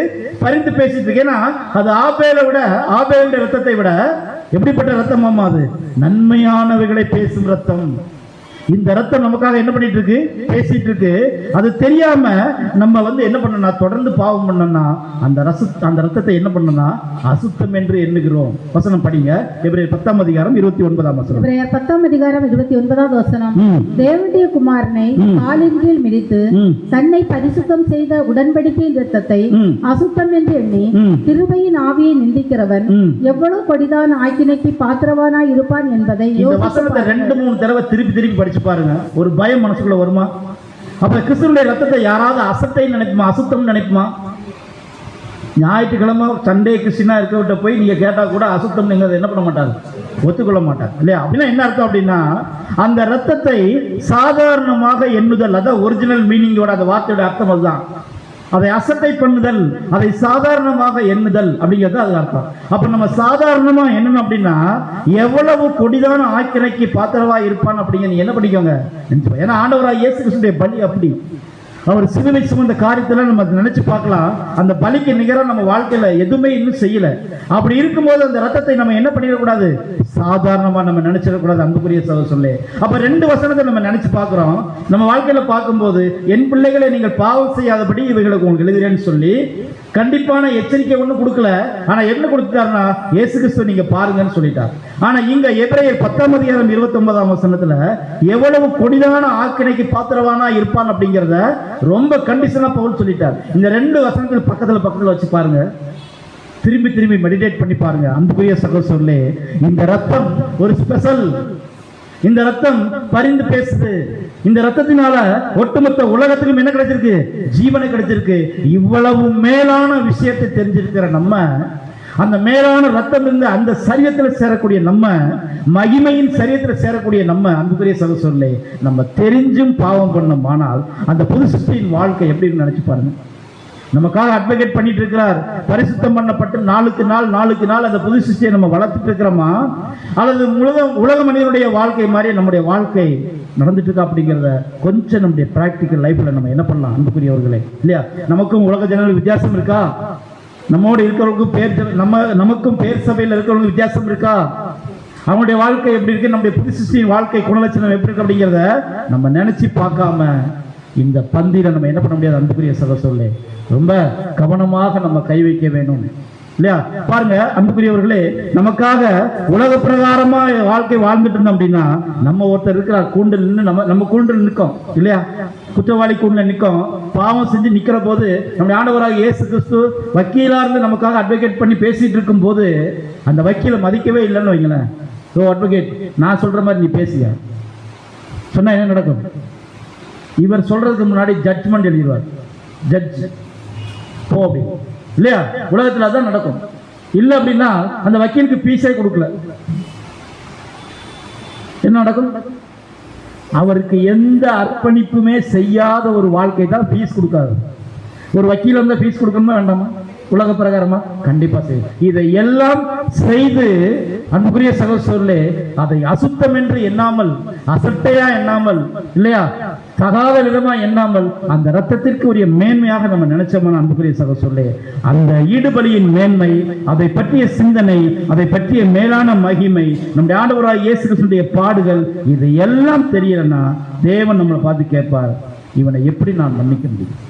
யார்கிட்ட கேட்பார்? நம்ம கிட்ட இல்லை, நமக்காக பேசிட்டு இருக்காரு இல்லையா, யார்கிட்ட கேட்பார், இவரை எப்படி நான் மன்னிக்க முடியும்? நீ சொல்றப்பா எப்படி மன்னிக்க முடியும் கேட்பார் இல்லையா? பாருங்க அன்புக்குரிய சகோதரர்களே, இதையெல்லாம் நம்ம தொடர்ந்து செஞ்சோம்னா, பாவங்கள் செஞ்சுட்டே இருக்கும்போது ஒரு நாள் அட்வொகேட் மினிஸ்டர் என்ன பண்ணிடும், ஸ்டாப் பண்ணப்பட்டோம். ஒரு பயமுறுத்தலுக்காக இல்லை, பயப்பட வேண்டாம். அன்புக்குரிய சகோதரர்களே, மேலும் மேலும் புது சிருஷ்டியுடைய குணலட்சணை வளர்த்துட்டு கிறிஸ்துவின் சாயலுக்கு நிகராக நம்ம வளர்ந்துட்டு இருந்தா மட்டுமே தான் வருஷா வருஷம் பந்தியை அனுசரிக்கையில் என்ன இருக்கு, நமக்கு ஒரு பலன் இருக்கும். அதனால இதெல்லாம் தெரியாம போய் அந்த பந்தியில உட்கார்ந்துட்டு நானும் அப்பம் பிற்க வந்திருக்கேன்னு சொல்லி நிசாரமா இருந்தோம் அப்படின்னா இதனுடைய பலன் நமக்கு கிடைக்காம போகும். இதை மனசுல வச்சுட்டு அடுத்தடுத்து கேட்க போற சத்தியத்துக்கு நம்ம உடன்பட்டு அந்த வார்த்தைகளை நிதானமா நம்ம கேட்டு, இல்லையா? இப்ப 4 பாயிண்ட் பார்த்திருக்கோம். என்னென்ன பாயிண்ட் பார்த்திருக்கோம்? கர்த்தரே அந்த பஸ்கா, இது கண்டிப்பா நமக்கு தெரியும். அடுத்து சகோதர ஐக்கியம், அடுத்து பஸ்கா அனுசரிக்கிறதுனால கிடைக்கக்கூடிய பிரதிபலன் மற்றும் நன்மைகள், அடுத்து பஸ்கா பலியினுடைய மகிமை. இது எல்லாம் தெரிஞ்சு நம்ம இந்த பந்தியில என்ன பண்ண போறோம், அனுசரிக்க போறோம், கை வைக்க போறோம். தேவன் நம்மளை தகுதிப்படுத்துவார். தேவன் தாமே இந்த வார்த்தையை நமக்கு ஆசீர்வதிப்பாராக.